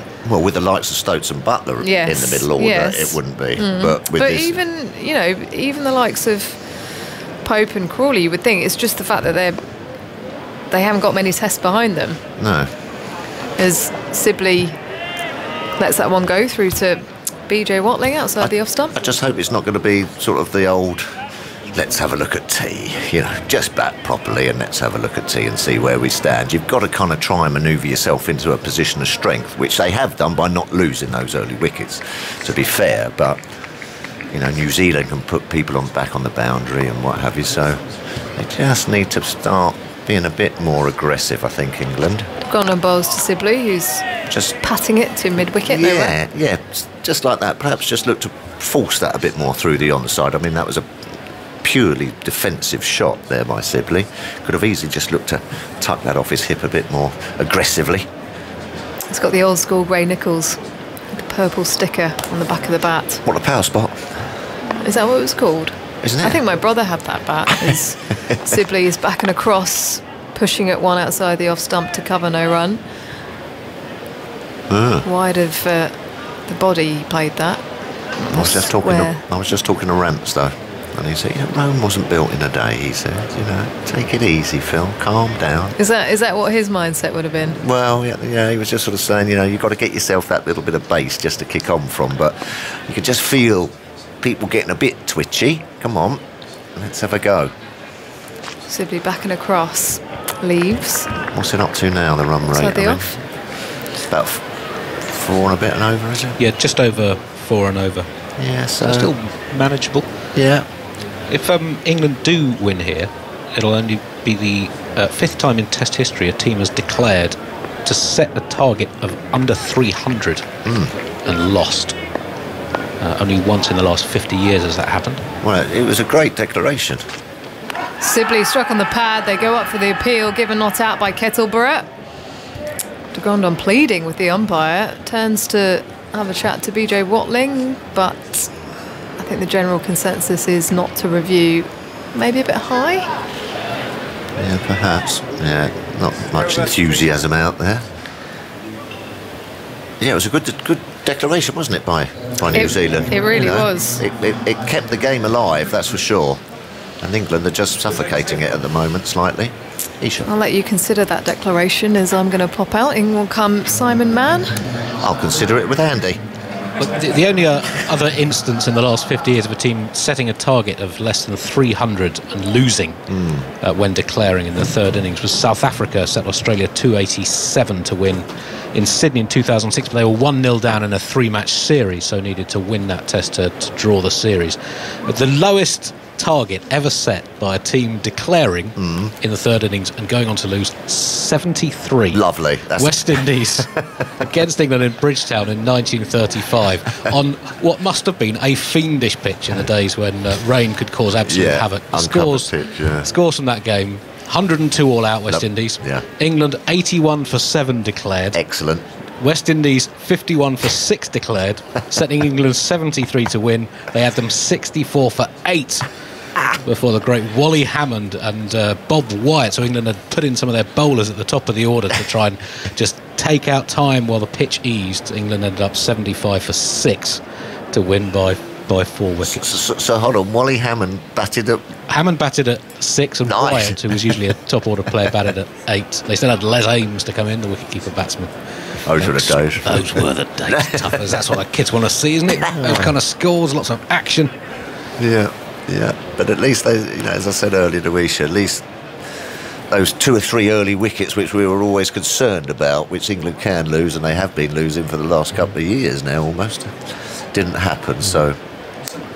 Well, Victor and Michael in the overflow box at the end are very bullish. I think, England are duty-bound to chase these. Well, I think they are a little bit, But, I mean, what is it, 33 for no wicket off 17 overs so far? I mean, it's not obvious that... No. But, I mean, they can... Unless I'm missing something. Well... But it's only 4 and over. Exactly, they can make it up. That's the thing. If you're solid at the start, you set your base, and then bang, you can go for it, can't you? And then set it... we could be in for a really exciting post-tea session, or around about 6 o'clock tonight. That sort of last hour and a half, it could be very exciting. With New Zealand in the game as well, if England are prepared to risk a bit later on. Like an old county game. Yeah. We'll go all the way till 7 or 8 down. Promise. And then you shut up shop at about 4 down. Yeah, that's what they used to do. I think if England are realistic about doing this, I think someone like Joe Root or something's got to come in at 3 just to try and Well, Crawley's capable of accelerating the scoring as well. I mean, he tried to in the first innings, but nicked off early on. But I think Isha was right. Pope and Crawley, they're capable of being quick scorers. Anyway, drinks are on the field. They're just ending. I must say, thank you. A lovely email from Colin Edwards about rustic brown fence paint. I was told about this he said he was nodding off this morning listening to you asking he was very unfair because he didn't give the full story, which is that my mum had asked me to source some, so I was doing a favour for her, but he just said I was talking about fence painting and making it out to be really boring. But anyway, Colin says, I too have been looking for rustic brown recently for an elderly neighbour. I could not find it, but she ended up finding some at Clacton's Old Road decorating shop. I'm sure they will help if they possibly can. That's what Clactonians do. Well, good on them. Good luck and well done, Mrs. Mann, that's my mum, for fencing into your 80s. I mean, it's not really fencing, not with the sword, but doing the fence. Yes, or a sabre. Yes, she does. I have to find the paint, but she will do the fence. Well, I reckon they'll be queuing round the block for that now. You've let the cat out the bag where to get it. Well, and other people have sent me links where you can... Here is... Southie bowling. It's turned away by Burns, possibly off the pad into the onside. They run through for a single, or walk through for a single. Let's have a look at the umpire. Yeah, leg by. Are you still going on about this? 34 for that. Well, the last thing I just want to say, I want to say thank you to loads of people who actually sent me links for this stuff. Oh, well. The problem is it does look to have sold out everywhere at the moment. This particular rustic brown. Yeah. Anyway, so thanks everyone who tweeted me with those. Has it sold out since people heard that you want it? A piece of that Simon Mann action. Trendsetter. I know you take your role as an influencer very seriously. I do. I must have about 47 followers on Instagram. 34 for no wicket. Sibley on 9. Here's Southey bowling, and Sibley drives, skews one away into the onside, thickish inside edge. Goes towards wide mid-on. He was looking to hit that into the offside. Just one last thing on this. Why would you paint a brown fence brown anyway? Well, it protects it. It's like a oil sort of thing. Yeah, so it doesn't rot. Right? Exactly that. Yeah. Oh, okay. Yeah. With a little bit of a tint in it of rustic brown. Yeah. Okay. That single has broken Dominic Sibley's run of single-figure scores in Test cricket. He had 6 single-figure dismissals before that. Only one other England opener, Marcus Trescothick, 2003 and 4, had also done that. Here's Southey bowling to Burns outside the off stump. Goes on the second bounce through to wicket-keeper Watling. Burns let it go. I haven't seen the spinner. Well, you feel that a top-quality spinner would be bowling from one end, wouldn't you, on this last day? You'd be wanting to bowl. I mean, Swanee would be wanting to bowl. You'd be wanting to bowl. Absolutely. Look at those rough patches outside the left-handers off stump. And when he did come on, he missed stumping. When he got a few through the gate as well, when he was pushing out through the offside. I don't think Kane Williamson is perhaps a huge fan of spin bowling. I suppose when you've got good seamers. Burns on 20, faces Southey. Oh, that bounces up off the bat. Seemed to take off a bit, but it landed in no fielder's land. Exploded. Yeah, he got away with it. Just back of a length. Really popped at Rory Burns. Really on top of the bat handle or glove. Yeah, that could have easily have gone through the keeper, could have gone to slip or gully, but it bounced away into the offside. And that's what I suppose England have got to be slightly careful of as well. You know, the odd one is misbehaving off of this pitch. Yeah. Do you think England are duty bound to go for it today? I mean, New Zealand have said, right, okay, they're the runs, they're the overs we got to bowl. There seems to be a feeling down the corridor that England are duty bound because it's not a point scoring test match. Yeah, and I do. Play's going to be halted from it because Burns has got one on the hand there, so the physio is going to come out. That is the one place as well. What would, on the side of the hand? What would you call that bit there? I think I called it the side of the hand. Okay, fair enough. Yeah, on the side of the hand, or that top hand, that is the one bit that does break because it's not a great position. The padding around there isn't great, and it can get under the padding there. Yeah. And if you punch it with the side of the hand, that can just break. Hopefully not the case for Rory Burns. He's sort of making a fist and fiddling, whittling his fingers around. But, yes, that's not too bad, yeah. So, but there's another test match starting on Thursday at Edgbaston. Yeah, he's sort of gripping hand. The physio's out there just testing to see whether he's... I don't know whether you need an X-ray, really. You need to see whether there's a break there. But it did just take off from nowhere, really. I think he did take a bit out of the pitch and really climbed on him. Yeah. And he was very lucky not to be dismissed in that delivery. Yeah. Anyway, he's got a halt in play. 35 for no wickets to score. Burns has 20. He's having a very good test match. He's been on the field for the whole game so far, still. Yeah, that's happened a few times. Marcus Trescothick, I think, was on the field a couple of times. For the whole match? Yeah. Well, I wouldn't fancy that. It's like being an umpire. Yeah, I've never fancied that profession either, umpiring. You've got no batting day where you can put your feet up and have a nice lunch. Or a sleep. Or a kip, yeah, lovely. But you won't mind that, as you say. The longer he's out there, the better he's doing, isn't it? With the bat, played wonderfully, I thought, in the first innings. Really did. Had a little tricky period, didn't he, up front when the ball was swinging around off a Southey. A couple of close calls. But once he got over that, I thought he played nice. It was a lovely spell for him from 93 till he was out. When he played fluently and played several magnificent shots. One of both these openers are a little bit suspect when they want to start getting after the ball outside the off stump. And that's what New Zealand have twigged. And they've just hung it outside the off stump to these two, and they're finding it slightly hard to just sort of like increase the rate. Right, well, he seems all right. Burns has had his physio's assessment, and he's going to continue. Does it hurt when I touch there? Is that the assessment? I suppose you've got to go through it. You have. Gucci was the funniest one. You remember that one? Yeah, I do, yeah. Ah. Yeah. And I remember that game, he sat in the dressing room, right outside the dressing room, where the TV cameras could focus on, with his pads on and his gloves, ready to come in, knowing he was never going to bat. I don't know whether it's to try to give some confidence to the team or hoodwink the West Indies in that Test match. 35 for no wicket. Play back to resume then, and Southey to bowl to Burns with 2 slips and a gully in. He's going around the wicket from the nursery end to bowl to Burns, and it's on his pads. It's turned away. They like them all day there. Professional cricketers, anyone likes it on the pads full, and Burns gets a single. There's a man back on the deep square leg boundary, so it's not 4, it's Santner down there. 36 for no wicket.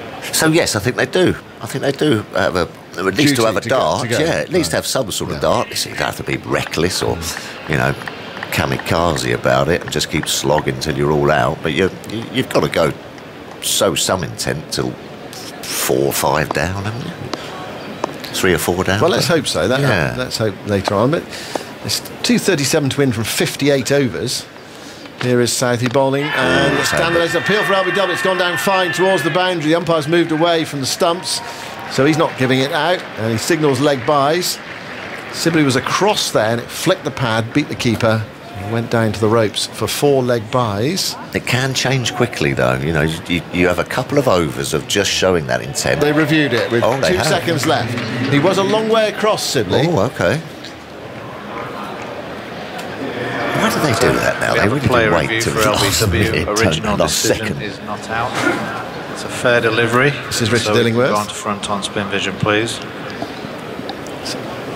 Let's have a look. He'll give us an idea of this. OK. No bat involved, so we can go to ball tracking when ready, please. Don't think so, do you, Thomas? No, I don't. I think it might just be slipping down. But then I thought that about the Kane Williamson one.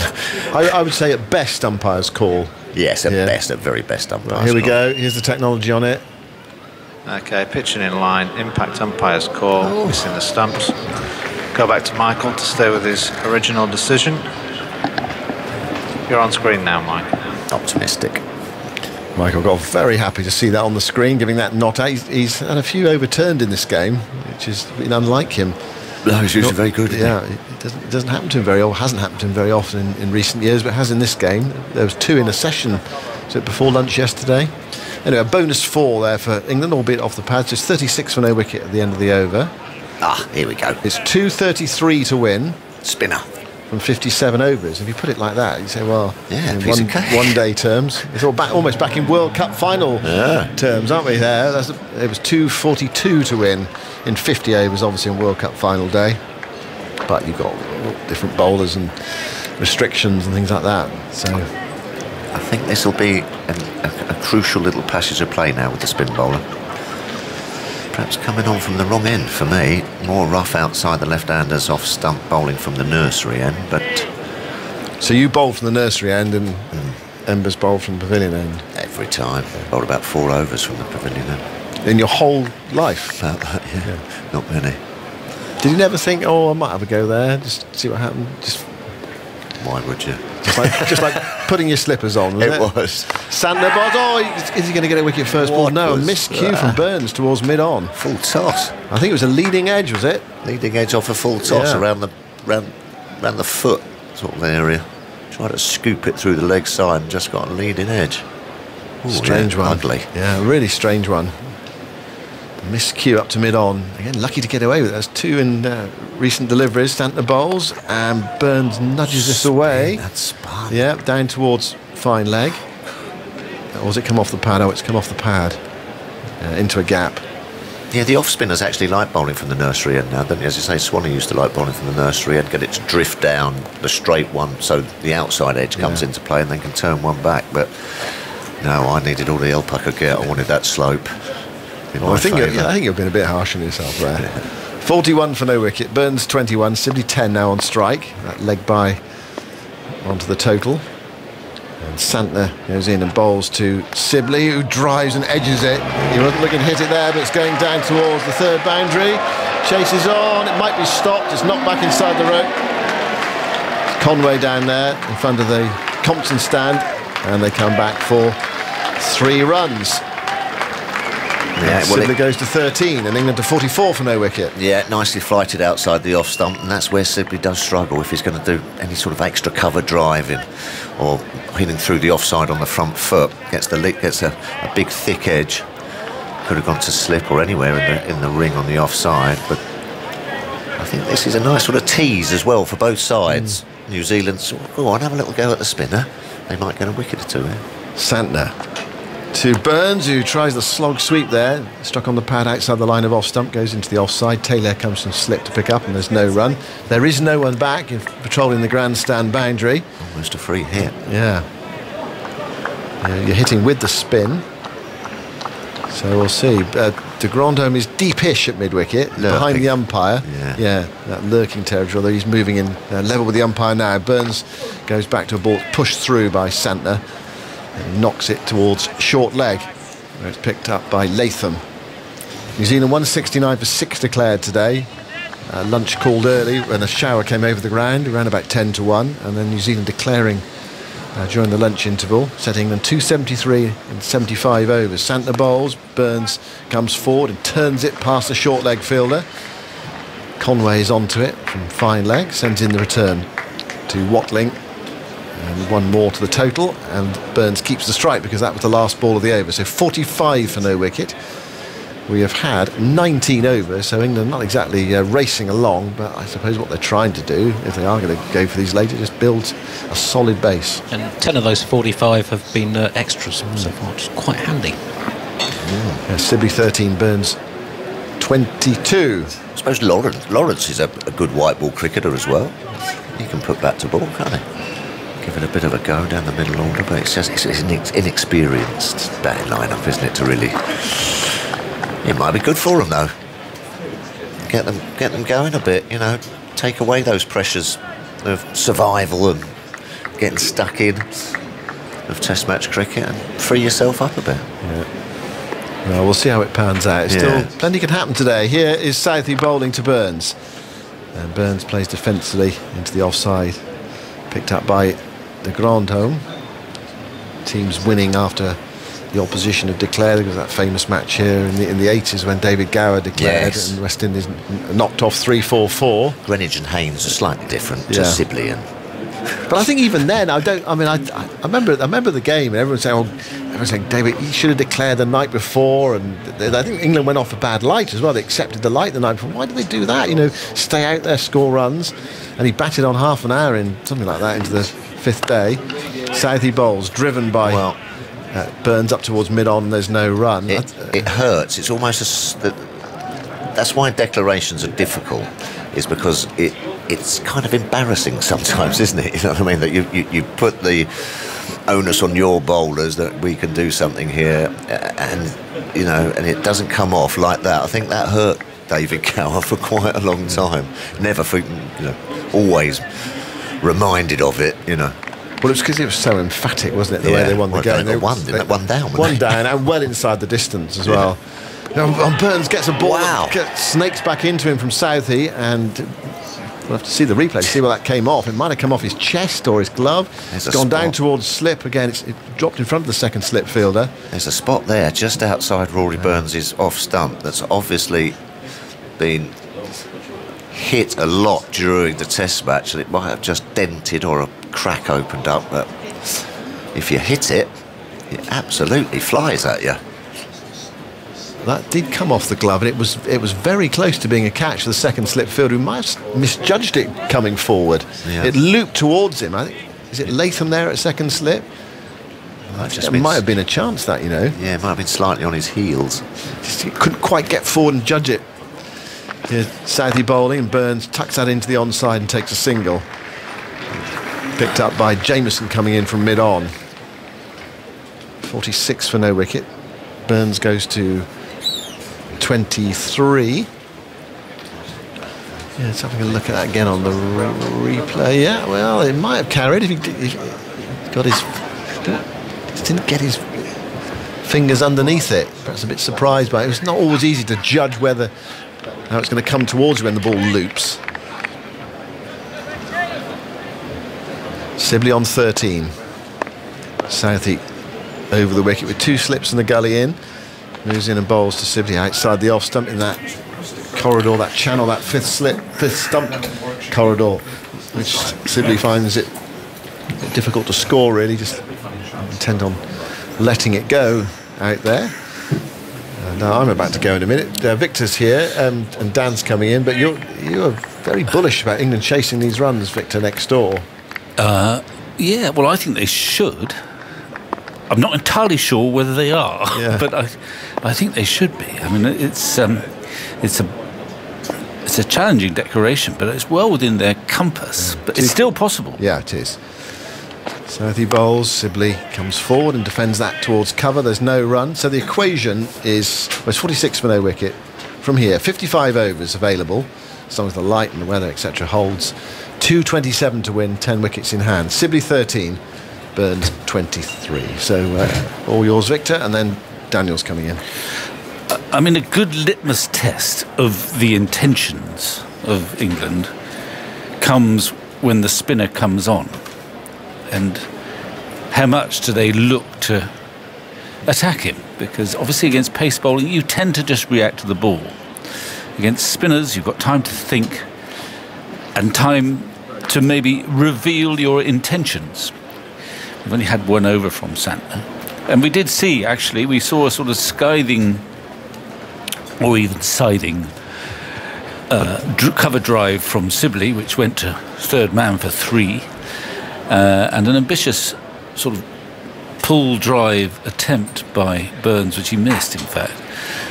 So they did show just a little bit of intent against Santner, and it's a better way of assessing what England's goals are. But I would be actually very disappointed if they didn't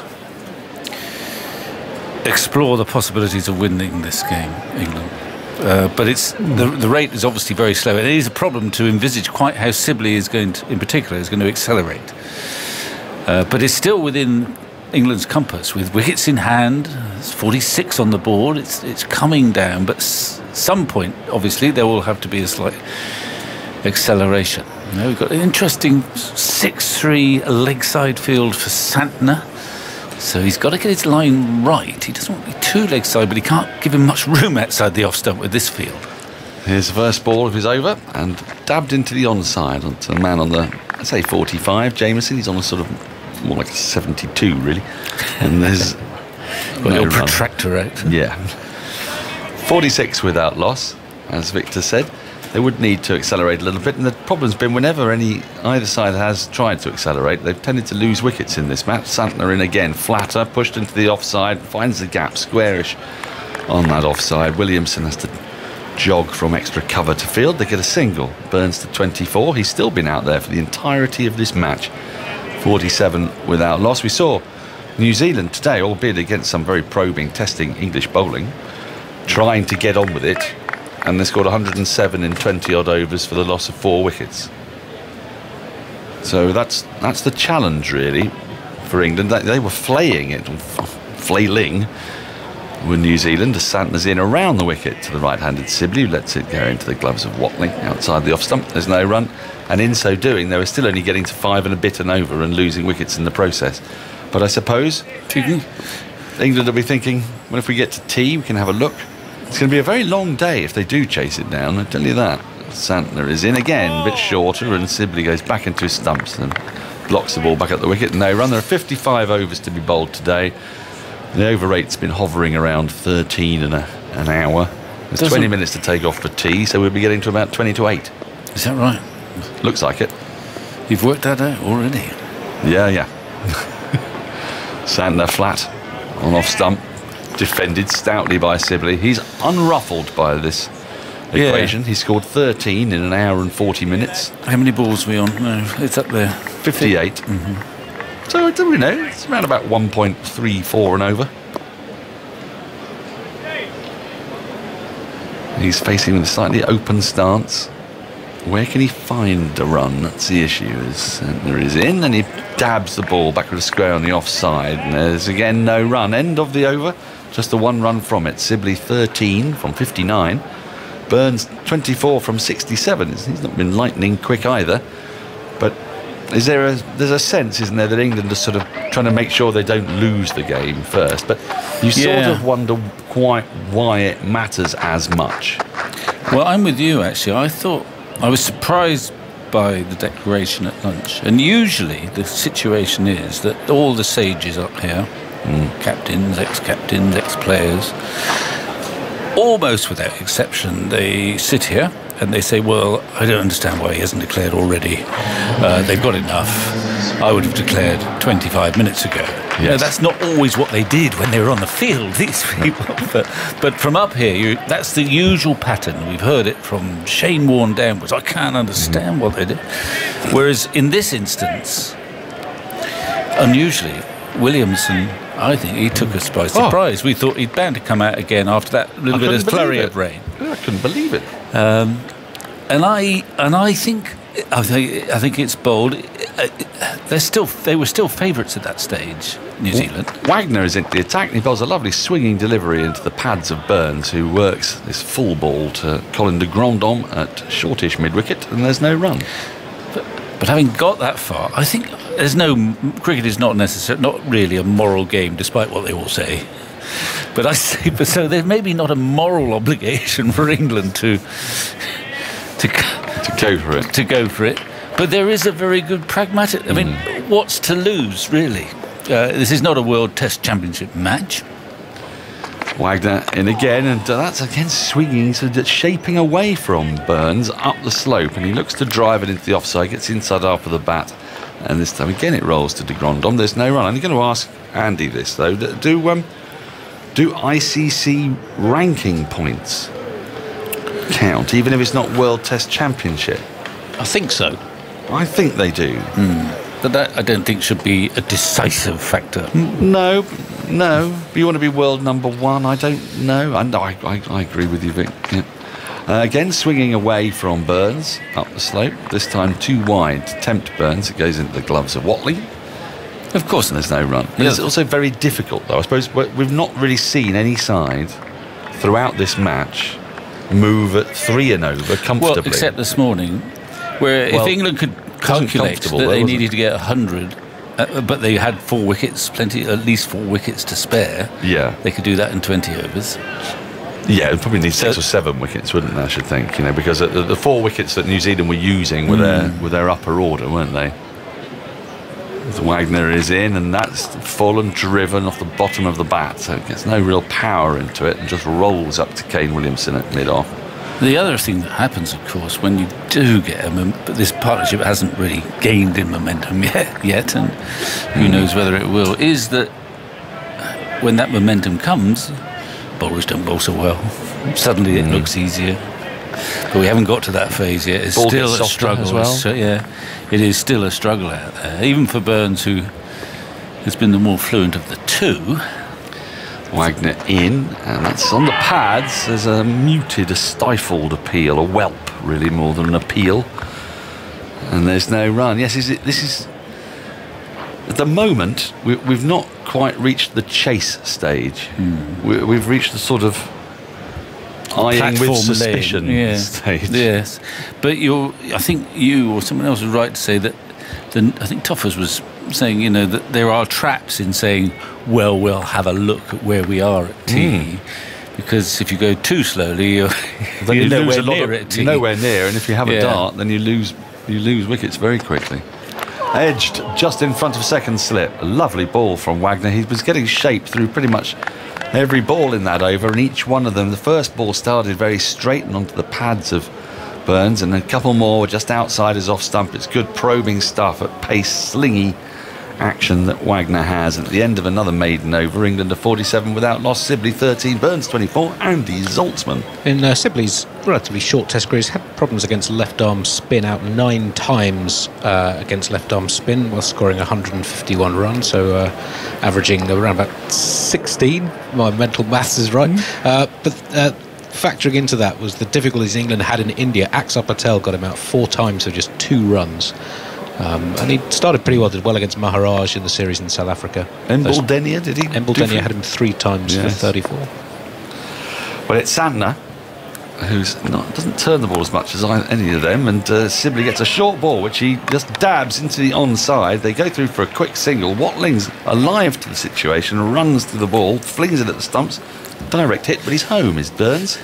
An enterprising quick single. I would say, 48 without loss, that Santner and this Lord's pitch present rather different challenges from Akshay Patel on an absolute dust bowl, and Embaldenia in Gaul. Santner did get Sibley out on Sibley's test debut in Mount Maunganui in the second innings, caught behind for 12. OK, well, it's fair enough.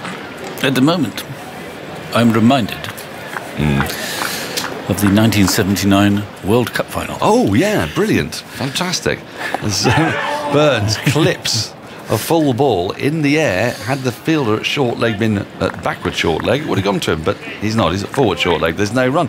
You're thinking Brearley, and you're thinking Boycott, 130 odd for none, was it? I wasn't there, but obviously a draw was not part of the... No. Not an option. But they all say that in those days they had a tea interval. That's right. In a World Cup final. Santner is in. Flatter, faster, and that speeds through to Watling, who drops it. I don't think there was any bat on it from Burns, who thought about playing a little dab cut, and there's no run. And I think that, at tea time, Mike Brearley in particular was concerned about the rate. They put on a substantial partnership, him and Geoffrey Boycott. Santner running in towards us. Down the leg side, Watling can't take cleanly. The ball bounces off his gloves and is tidied up by Jameson on the 45. There's no run. And I think Breers has related how, they were chatting over tea and how are we going, and he was sort of aware of the fact that he might not be going fast enough, but the general view was the old-fashioned, wickets in hand, you're doing fine, kids keep going. Santner again fairly flat and is swept by Burns fairly well. Not great power and timing. Out to Conway at deep backward square leg, and he'll pick up a single. Moves to 25, 49 without loss. But in that instance, the likes of Viv got through his overs very cheaply and quickly, and it transpired that the rate got higher, and the quite a good array of attacking batsmen left in the hutch came out, run rate high, and got out. And of course England were defeated. Santner in, and Sibley just comes forward and pushes the ball limply into the offside, where it's tidied up again. There is no run. England 49 without loss after 23 overs. Sibley 14, Burns 25. And that it is a very vague parallel. I know what you this mean. Is This is a test match. The draw is an option, and defeat. A loss, means more.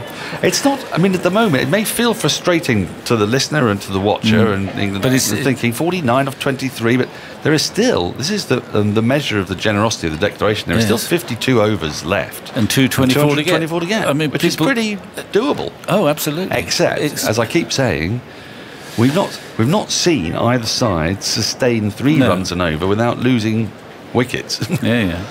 But the ball will get a bit softer, and if you can just keep it ticking over. It's swinging a bit here though for Wagner. He's into Rory Burns, who dabs this into the ground down to first slip. It actually looked like he got quite a large piece of it, but it also went to a place he was perhaps not intending. Well, yeah, just a couple. 2 slips, gully, point extra mid-off, mid-wicket, a deep backward square leg, or deep forward square leg I should say, not really had much to do, and a long leg. It is not straightforward out there, that's for certain, and it is nor should it be after 5 days of cricket, or technically I suppose they've only played on 4 of them, but it's a good worn cricket pitch. Wagner is in, and Burns lets this go by, knows that the ball's swinging gently into the gloves of Watling. It'll be interesting to see if has Wagner got one that comes back the other way? No, I think so. What we haven't seen from Wagner very much, and when we saw it in the first, is banging the ball in short, which is standard fare from him. He did it few times in the first innings, but it was actually quite expensive, and Burns pulled him away quite effectively. Well, it changed the momentum of the innings, actually, didn't it? Because England were crawling at that stage at sort of 58 for 2, and I think he went for 15 runs off the over he tried it. He's scampering in now, and Burns drives at a ball that he misses as it again swings. It's quite a significant swing. Yeah. In fact, from the nursery end, we've seen Southey hoop the ball, if you like, into the left-hander, and Wagner get really good shape away. It's sort of coming from the hand, because it's fairly telegraphed. It's not as if Burns doesn't know what's happening here, but... And it's only 79 miles an hour. There's something very deceiving about Wagner's pace. If you said 79 miles per hour and about 5'10", bowling away swingers, you think that's fairly gentle, but it really isn't. He's in once more, and there's another thick edge, and has he been taken? He has. Second slip. Claims the catch. It was very low down indeed. It's Tim Southey with another super catch. And England have lost their first wicket. It's Rory Burns who goes for 25, and it was that swinging ball from Neil Wagner. And finally, Rory Burns has to drag himself off the field of play. He's been out there for every single moment of this Test match until now. We just see a replay of the catch, and it is a really good one again from Southey.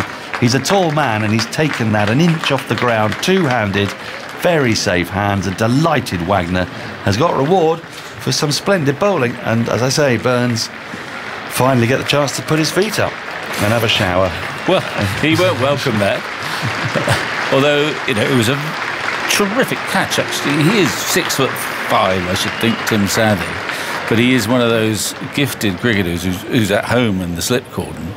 And he was right down, and he caught it, I would say, no more than an inch off the ground. Burns could obviously see. He didn't hang around to ask for a replay just to check. He was convinced that it had carried. Lovely catch. It was a lovely piece of bowling, and it kind of bore out what you were saying, that it may only come up on the scoreboard at 79, 80 miles an hour when he's bowling full, Wagner. But there is that little bit of zip there that ensures that a ball that is now nearly 30 overs old, or 20 odd overs old, it had enough energy on it to carry just to that slip cordon. Seems to be making it zip off the pitch. Is the swing that late? It doesn't seem that late to the naked eye, but perhaps at the other end. Perhaps batting at the other end, it is actually a bit later than we think. We've got this great view looking down, so we can sort of see it happening, and there's a kind of inevitability to each ball, And I think we can fall back on the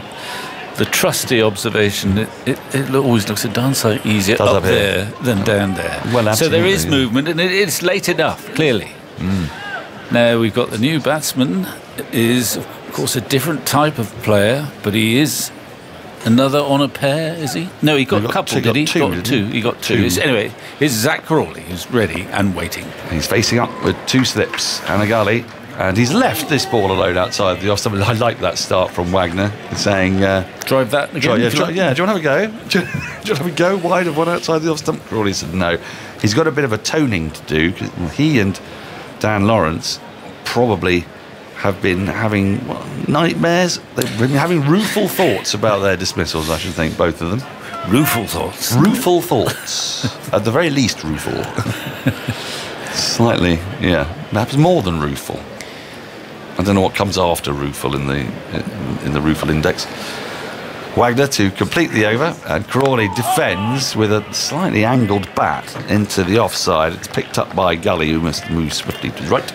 End of the over, successful one for Wagner. Burns going for 25, England 49 for 1. Crawley is yet to score. Sibley is still there, 14 from 61 balls.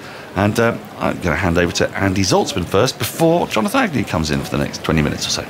So England's second highest opening stand in their last 10 tests at 49. Over the last 10 tests, their opening stand has averaged just 12.6. So that's since the start of the Pakistan series. That was the second half of last summer. 6 tests over the winter and the first test this summer. And that is the second lowest average England have had for their average opening stand over a 10-test sequence. Only again in 1907 up to, from 1905 to 1907 did they have a worse run over 10 tests for the opening stand. Well, that was a battle, wasn't it?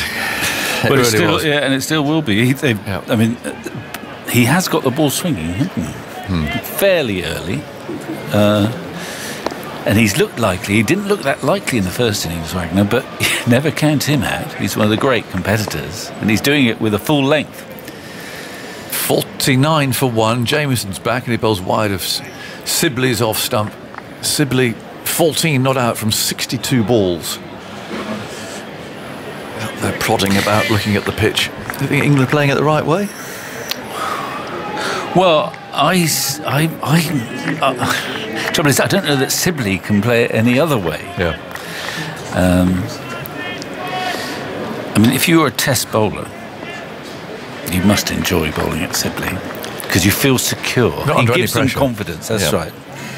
You've got quite a large margin for error. Jamieson again runs and bowls to him, and again just allows that to go by outside the off stump. And unless you were feeling very ambitious, you just know, just don't go to middle and leg or even middle stump. But if you bowl off stump just outside, even if your length's not perfect, he ain't going to hit you very far. Which is kind of reassuring if you're not brimful of confidence, I would have thought. As I was saying to Dan, I mean, I know it's still difficult out there, but I just think that this is an opportunity that they shouldn't completely shun. Jamieson, and well, that's straighter, and he's left it again. Captured by Watling, has got his hands on his hips there. Lively delivery. I mean, we've seen some very awkward balls, clearly, that Burns received. From Southey in particular, and the bounce is uneven, but I'm hearing some shouting out there now, and I just wonder if you can't hear what people are saying. I just wonder if it's people saying, come on, at least put a bit of pressure on New Zealand here, at least. Well, there's something that's gone right out of the game in our time, and I'll tell you what it is in a second. Right. Jamieson again bowls short, and that surprises Sibley. Goes through at quite a rate. You never get it now. You used to get it now and again. Tempting bowling? The slow hand clap. Oh, how slow hand clap. Do you remember the slow hand clap? I do. We saw a bit of that in the in the old days. Yeah. When the crowd they had enough, and we'd get the slow. I haven't heard the slow hand clap. I don't know if I've heard it this century. Oh. Do you remember that? Yeah. I don't expect you'd have got it when you were batting. There wasn't enough time. Or possibly not when you were bowling. Never then. 49 for 1. Sibley on 14. Jamieson bowls to him outside the off stump again. Again, he lets it go through. I don't think he's actually made contact with any ball in this over so far. Now, I thought, you see, if Mike Brearley was captain of New Zealand in this situation now, I reckon, and I hope he's listening, so he can tell me if I'm wrong, I reckon that he'll probably bring himself on. I don't know. Yeah, I know what you mean. Suppose lobs. Utter lobs. So come on then, and just have a go at it, and just try and almost force you to play some shots and to get moving. Here comes Jamieson. Bowls outside the off stump. Well, that's a maiden, which nothing was connected with it. Well, 49 for 1 it is. Brearley and Edmonds is one of the times where they combine very, very happily and successfully. Famously. Put the helmet at short, wide, mid-on as a batting side was sort of defending and not really showing any ambition. And in those days, this is before they probably changed the law. If the ball hit the helmet, you got 5 runs. Yes. So they temptingly placed the helmet wide, mid-on to say, come on then. That's brilliant, come isn't on. And Edmonds was right on with this. He'd have liked it as well. Yes. And I think subsequently they said, no, you can't put the helmet when the law was changed. Yes. Wagner's on his way and he bowls to Crawley, swinging in, he's on the front foot, playing that back to the bowler again. Nice delivery, just enough swing in the air to keep Wagner interested. I mean, perversely, I also think with this England lineup, the next few batsmen, particularly the young ones, the Crawley, the Popes and Lawrence, are actually better players when they are looking to be positive. Yeah, more free scoring. They're not natural defenders like Sibley and to an extent Burns. Wagner again bowls, and that doesn't swing quite so much. Crawley lines it up. allows it to go by. But the trouble is, well, if they do get in where things are looking, it's going to be beyond them. Isn't it? Well, yeah, I mean, in the normal run of things, it's 50 overs left and 220 to get. Yeah.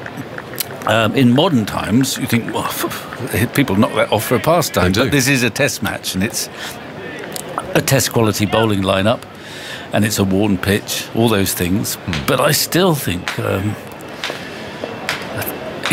confident England side would be interested in this.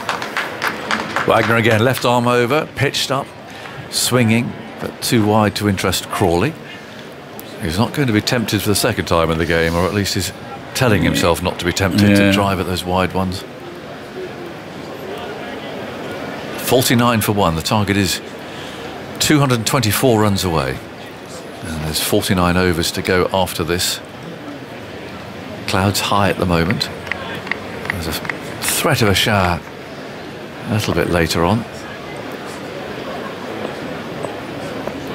Wagner turns, number 10 on his back, and bowls, and Crawley's again forward, playing it up towards mid-off, and it's fielded by Williamson, who immediately wipes his brow and rubs the sweat into the ball, polishes it. Sibley 14 from 67 balls. Maybe they've said, look, go out and bat, let's have a good tea, see where we are. But I think have a look at tea. It's almost too much cricket has happened if this is the pace in which you've gone. Wagner again. One doesn't swing so much, doesn't bounce so much either. Collected by BJ Watling. It's quite a demand to change the momentum quite I mean, you need suddenly. I mean, Crawley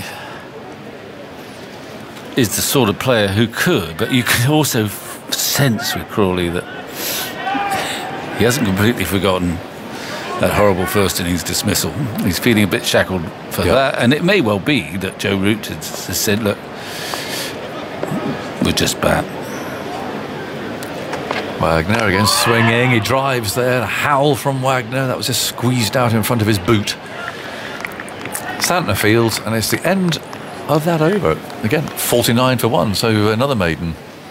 That's the fourth maiden in the last 5 overs, the 11th of the innings so far. In the last 7 overs, just 4 runs and 2 in the last 5. And the run rate during those last 7 overs gone up from 4.07 needed to 4.57. That's quite a quick leap, isn't it? Yeah. In a longish chase. So, well, it could fizzle. Well, I mean, England could lose wickets defending, don't you worry about that. It's all about mindset as well, that, isn't it? I mean, in a way, you could actually lose more wickets through getting in a very negative frame of mind. Jamieson's on his way from the pavilion end, bowls, and Sibley's on the back foot. And finds Conway fielding at point, immediately polishes the ball hard. Sun's coming out. The MCC pennant there on the grandstand is fluttering away. The breeze coming straight down the ground behind Jamieson.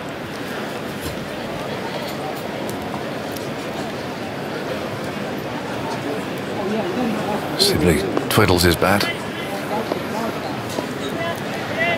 Now he's ready. Bat raised. Coming out at quite an angle. Good dip of the knee. Jamieson comes in, bowls to him, and he plays no stroke. 49 for 1. Burns out a little earlier. Brave 25 under the circumstances. He's got a couple of brutal balls from Saudi, who is only bowling about 80 miles an hour on the speed gun, so not exactly out and out fast, but the ball's going up really alarmingly. Struck him twice.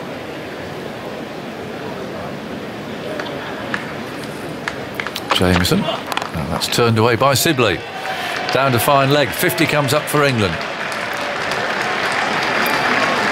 50 for 1 in the 27th over. I don't know whether they're collecting the 50 or the single. Yes, it's hard to tell. And if it's a single, there's a hint of irony there.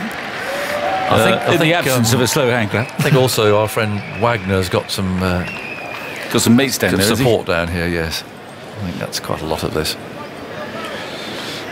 down there in the mound stand.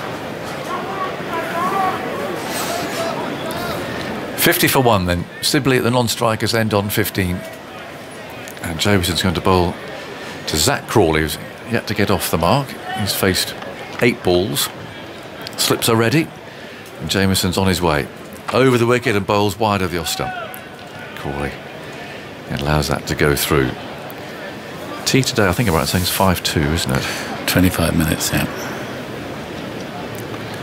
England, under 2 runs per over at the moment, so it may not be that all 4 results are still possible. I don't know. Didn't feel like it. No, I felt it should have been possible after that declaration, but there we go. Early summer, I suppose. First Test match this summer. Betrays a certain lack of confidence, though. It does. Jamieson bowls and strikes Crawley up on the hip, the thigh. Santner Fields. You don't get many more generous declarations than the one they've had today. No.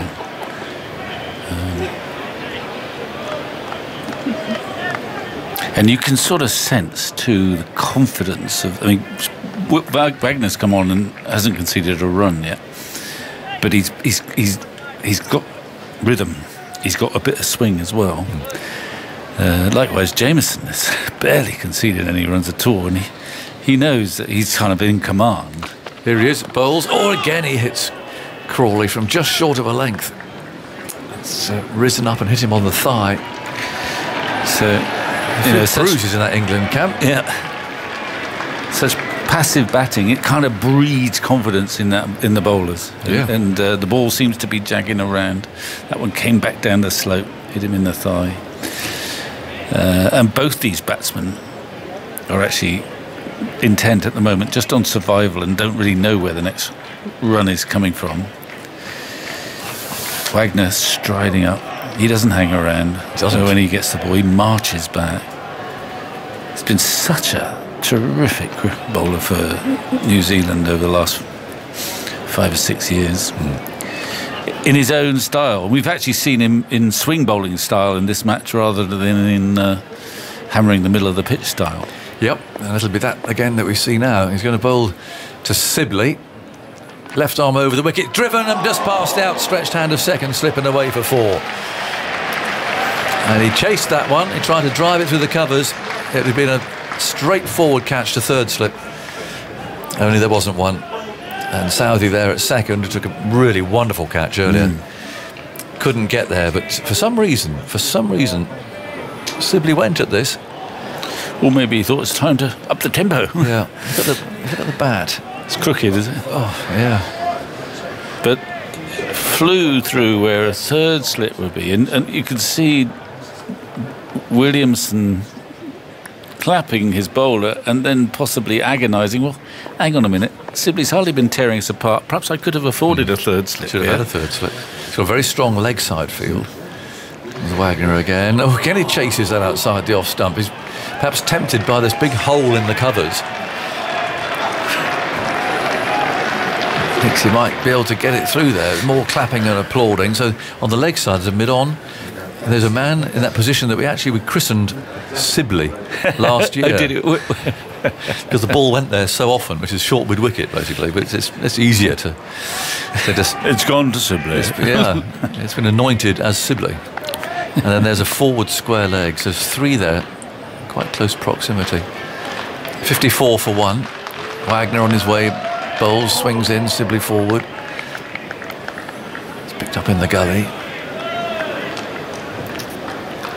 Well, we've seen from Wagner in this over, actually, that he is capable of getting it to go both ways. The one that was edged through third slip was sort of swung away from the right-hander. But we've also seen that last one coming back in, keeping the LBWs definitely on target, and keeping him guessing. Quite enjoying this, Wagner, I think. Yes. A nice cloud cover overhead, isn't there? It feels like a swing bowling day. And he goes again and bowls a Sibley, struck on the pad, or runs away to square leg. Conway's fielding there. Be annoyed there, Sibley, because that is the region he likes it. Yeah. And he swung late though, and he couldn't quite get bat on it. Yeah, I missed out.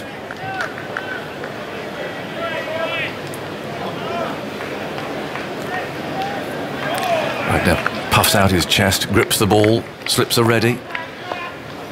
Getting uncertain quite of where to stand because of the bounce. Waiting now. Wagner's on his way, bowls to Sibley, swings in, or runs past Sibley, is fielded at mid-on. 54 for 1. The target 273. So 219 more to win. It's 47 overs to go after this. And we've got 20 minutes to go until tea on this last day.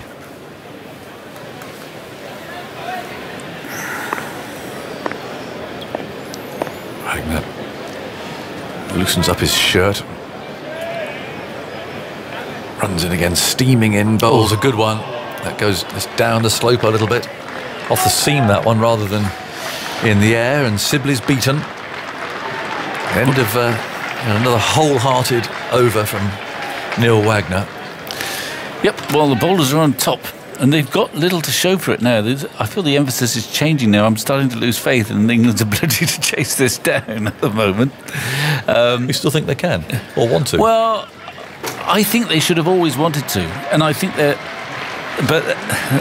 but it is tricky out there. The ball is moving, and Sibley's not perhaps in the prime of form, and Crawley is also shackled, yet to get off the mark.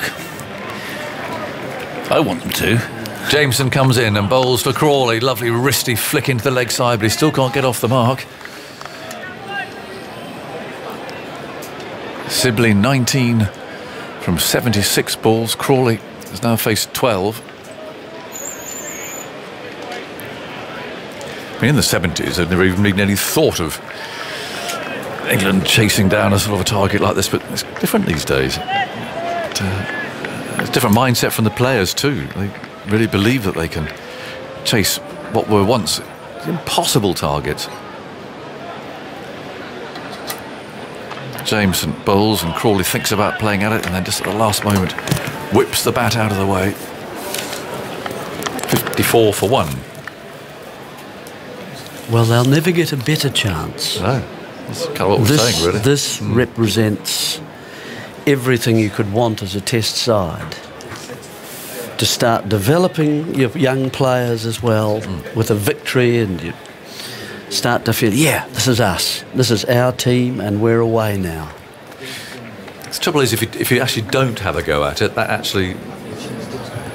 Oh, that undermines illustrates illustrates the mindset. Uncertainties. Jameson bowls and Crawley defends this. It pops away into the offside. It sort of suggests a timidity. Absolutely. Yeah. And just a lack of confidence about, well, in each other as well as in yourself. Like, I mean, it's getting to the stage for New Zealand, 9 wickets in a session. Yeah. That's a lot. Things haven't quite gone for them, but you know, you get plenty of days like that. Yeah, they bowl well. They've got the ball to swing. Yeah. They come from different lengths than England. I mean, that's the essential difference, I think, between the two sides. New Zealand tend to swing the ball, so Southey and even Jameson, they pitch the ball up a little bit more. It kisses, it just slides on the surface rather than into it from perhaps a foot and a half shorter, which is more seaming kind of length. Yep. And that's the Robinson and co that we've seen throughout for England. Broad, yeah. Yes. Yep. 54 for 1. Crawley's still looking for his first run. He's faced 14 balls now. Jameson runs in, huge man, bowls outside the off stump. There's still no stroke. I think Santner's obviously got to figure more prominently in the last session. Yes. And I think mainly from the nursery end into those... correct me if I'm wrong, but I just think there's more rough at the far end, at the... the pavilion end than there is at this end, and I was a bit surprised that he operated up there. I know that Southey was bowling this end perhaps, but I thought he might have been swung around. I'd have had him in much earlier, actually. Jameson again towers over the umpire. There's a lovely shot from Crawley, brilliantly fielded, or half stopped anyway by Williamson. They've taken 1, and that's actually all they're going to get there, but He's away with a very nice off drive, which might have gone for 4 had it not been that excellent stop by New Zealand's captain at mid-off. There's that length I'm talking about again. Now, risk being driven in the chance of hoping for that little edge, aren't they? Yeah.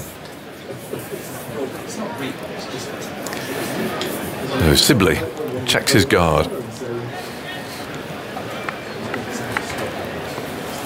19 not out. Jameson's on his way.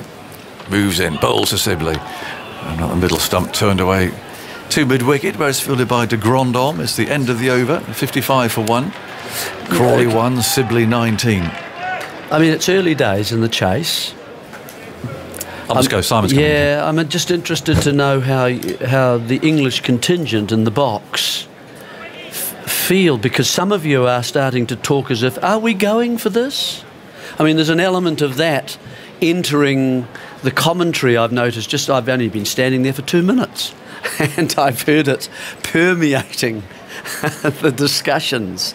I mean, is that really? I can't believe that you would even be thinking that way. What, they are or aren't? You've said that they aren't going for this. Here's Wagner bowling to Crawley, and Crawley plays defensively towards extra cover, and there's no run. It's 55 for 1. This is the 30th over of England's innings. There we are. There's a problem for a start. Yeah. Now, is there also a feeling, if I could ask, I'd like to ask the basic questions if I can. Is it better Sibley goes? I'm sorry. I'm sorry, and I don't mean that in a bad way, Mr. and Mrs. Sibley, at all. But should he be there? Is he harming the cause? Well, are you going to answer that, or just going to continue nodding? I'll commentate on Wagner bowling to Crawley, who plays defensively up towards mid-off, and there's no run. That is one theory, isn't it? The one batsman can bung up the he's effort had for everyone else. 77 balls now. For 19, yeah. I mean, it's the obvious question, isn't it? Really? I have to say, when England started today, when they were set 273 off 75 overs, I thought they wouldn't go for it. I thought they'd just play out for a draw, personally. But Michael and Victor, they were saying, no, of course they'll go. They're duty bound to go for it. Well, and they are as well. almost. You don't get much better. Wagner bowls outside the off stump. There's nothing from Sibley, and it's through to the keeper, from Crawley rather, and it goes through to the keeper. But 55 for 1 in the 30th over. I mean, there are ways of building an innings and piecing it together and putting the building blocks in place, but surely wouldn't there be a bit more urgency than this? Although, having said that, it's 218 to win and still 46 overs left. Yes. But plenty of overs left. Yeah. Plenty of it. It's not a done deal at all now. So I don't think we should talk about that. Personally, I think England are the side that can win this game.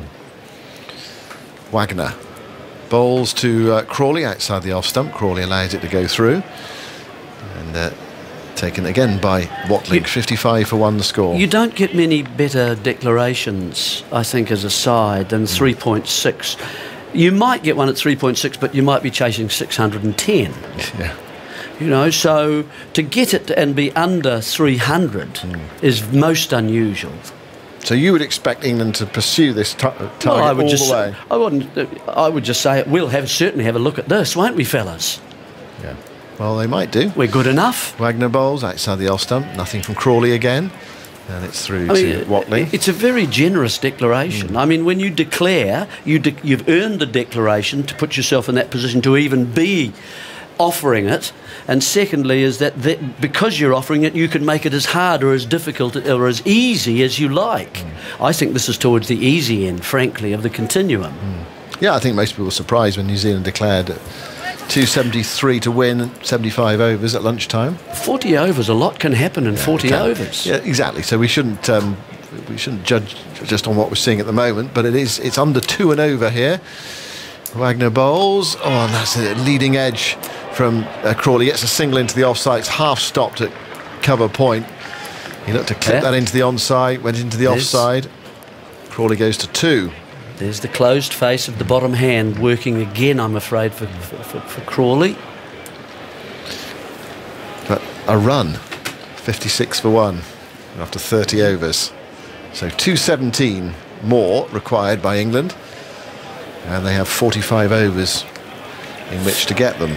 got to be a wee bit careful, don't you, with that you don't turn the bat too early on those in-swingers coming into you, because it can come off the bat and really it can go anywhere. It can go to the bowler off a front leading edge, it can go into the covers off the back of the bat. You just lose control. It can even slide into the gully sort of area as well. The required run weight. That went very badly. The required. Oh no. The run rate they now need is 4.82. Just tell us the numbers. 4.82. Okay. So it's getting up towards 5 and over. Yeah. Southey bowls outside the off stump, and Crawley lets it go. There are 10 minutes to go until tea, and I presume at tea time they might sit down and have a chat about what they're going to do. But my feeling, as I say at the start, was that England wouldn't go for it. And why wouldn't you go for it? Because they think they can't get it, and if you go for it, you would lose, I suppose. And you don't want to lose the opening test of the summer, and the task is too difficult because, batting has not been. You can stay in, and some have flourished on this pitch, but it's been hard to score quickly. The run rate has been low throughout. Here's Southey bowling, and forward comes Crawley playing into the offside, and there's no run. I'm not saying that's what I would do. I'm just saying that's how I read the situation, and what I've seen so far, 56 for 1 off nearly 31 overs, suggests that England think that as well. But that's, I mean, who knows? They might go up 2-3 gears after tea, or have a dart for it. But are they possibly getting to a position where they think they can't lose? So if they do lose wickets, there's only a few overs to block out. Well, it might be that, yeah. And that's another way. That's another way of looking at it. We'll have a go at when it gets to sort of 6 and over. Southey bowls, and that's caught in the gully. Crawley on the drive, thickish outside edge, and a comfortable catch. And England are 56 for 2, and Crawley's Test match is over, and it's been, I think it's fair to say, a disappointing one. He's got a pair of twos. There was a bit of a way swing. He went for the drive, and he is on his way. Yes, he didn't really calculate the little bit of movement away. So, in fact, it was a ball that was outside his off stump. It was a length that you could drive, but instead of aiming it straight down the ground, it had to go. You had to be a wee bit sympathetic with the movement, and so that you end up looking to drive through cover. So the angle of the bat is much different, and so the face of the bat, that instead of pointing straight towards the bowler, has to just open slightly. As you want to when the ball is swinging. New Zealand is a swing bowling team. All the bowlers swing the ball. They bowl full length. And I don't think that's been factored in at all by England.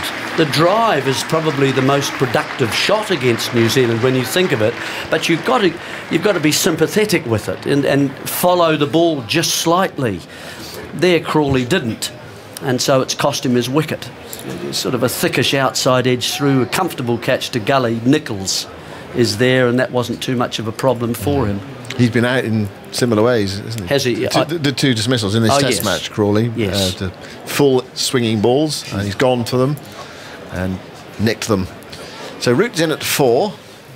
Chat with Sibley, who's 19 not out. And it won't be long before Root is walking off one way or another, because well, let's hope it's only one way for Root. Well, it could be out, or it could be tea time in 5 minutes' time. And so Wagner is getting, I think, the applause down on the fine leg boundary away to our left-hand side from the Mound stand and the lower reaches of the Edrich stand. So Root taking guard, 3 slips and a gully in for Southey, who has his 7th wicket in the match. He's bowled well, hasn't he, in this game, Southey? It certainly has. Figures in the first innings, I mean, they're phenomenal, really. 25 overs, 6 for 43. You often come up with much better than that in a Test match, both for economy rate and for wicket rate as well. So here is Southey moving into bowl to Root, and Root turns into the onside up towards mid-on. And for skill factor. I mean, I just thoroughly enjoyed watching a practitioner using all the experience, the width of the crease, the use of the wrist, just sort of, and the way that he's able to bowl to left hand as well. That dismissal of Bracey, for example, just lovely, down, away, away swinger to the left hand, which is an in swinger to Southey, not his normal delivery. That's a new one. Away, and then Bracey just pushing it as if it was going to go there, and back she came up and took the stumps out. Southey bowls outside the off stump to Root. Root leans forward and lets it go. So we're coming up to tea on this final day, 5-4. There's still basically half a day's cricket left, 45 overs. It's a lot. It's almost a day's cricket when they declared. Yeah, especially at the pace this Test match has been played, the number of overs we've lost. But Zach Crawley's only the second number 3 batsman to be out for 2 in both innings of the Test match. Previously, this is wonderful stuff. John Edrich, great England left-hander, nuggety player, against New Zealand in Christchurch in 1966. Southey moving into bowl to England's captain, Joe Root. And Root comes forward, defends, runs it towards backward point. There's no run. It's the end of Southey's successful over. 1 for 21 from 9 from him, and England are 56 for 2. We've had 31 overs, 217 to win from a further 44, or 8 wickets for New Zealand. He was dismissed in the first innings by Dick Motts, and in the second innings by Bob Cunis, who I believe was described by John Arlott. It's neither one thing nor the other.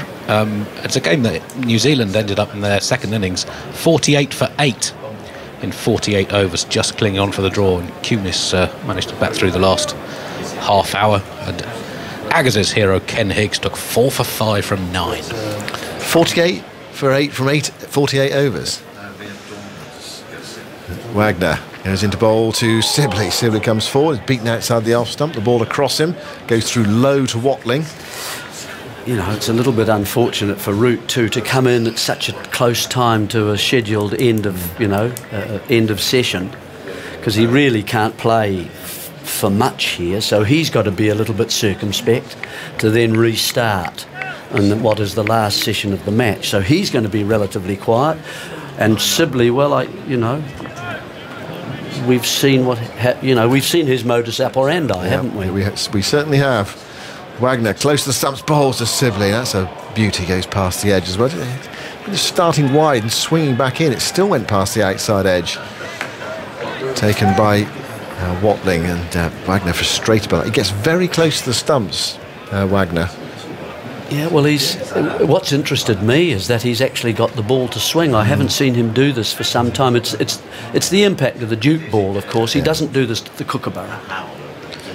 And what we haven't seen from Wagner today is that short pitch bowling. No need, because it's swinging for him. He's pushed the man back to deep point now. Here is Wagner bowling to Sibley, and Sibley covers it this time. He plays the ball outside the off stump, but he's conscious the ball is coming back in a fraction, so he decides to play at that and play it solidly back to the bowler, who picks up and marches back to his mark at the nursery end. Well, the good thing about the swing, of course, Simon, is that then the straight ball becomes quite dangerous too as it goes across.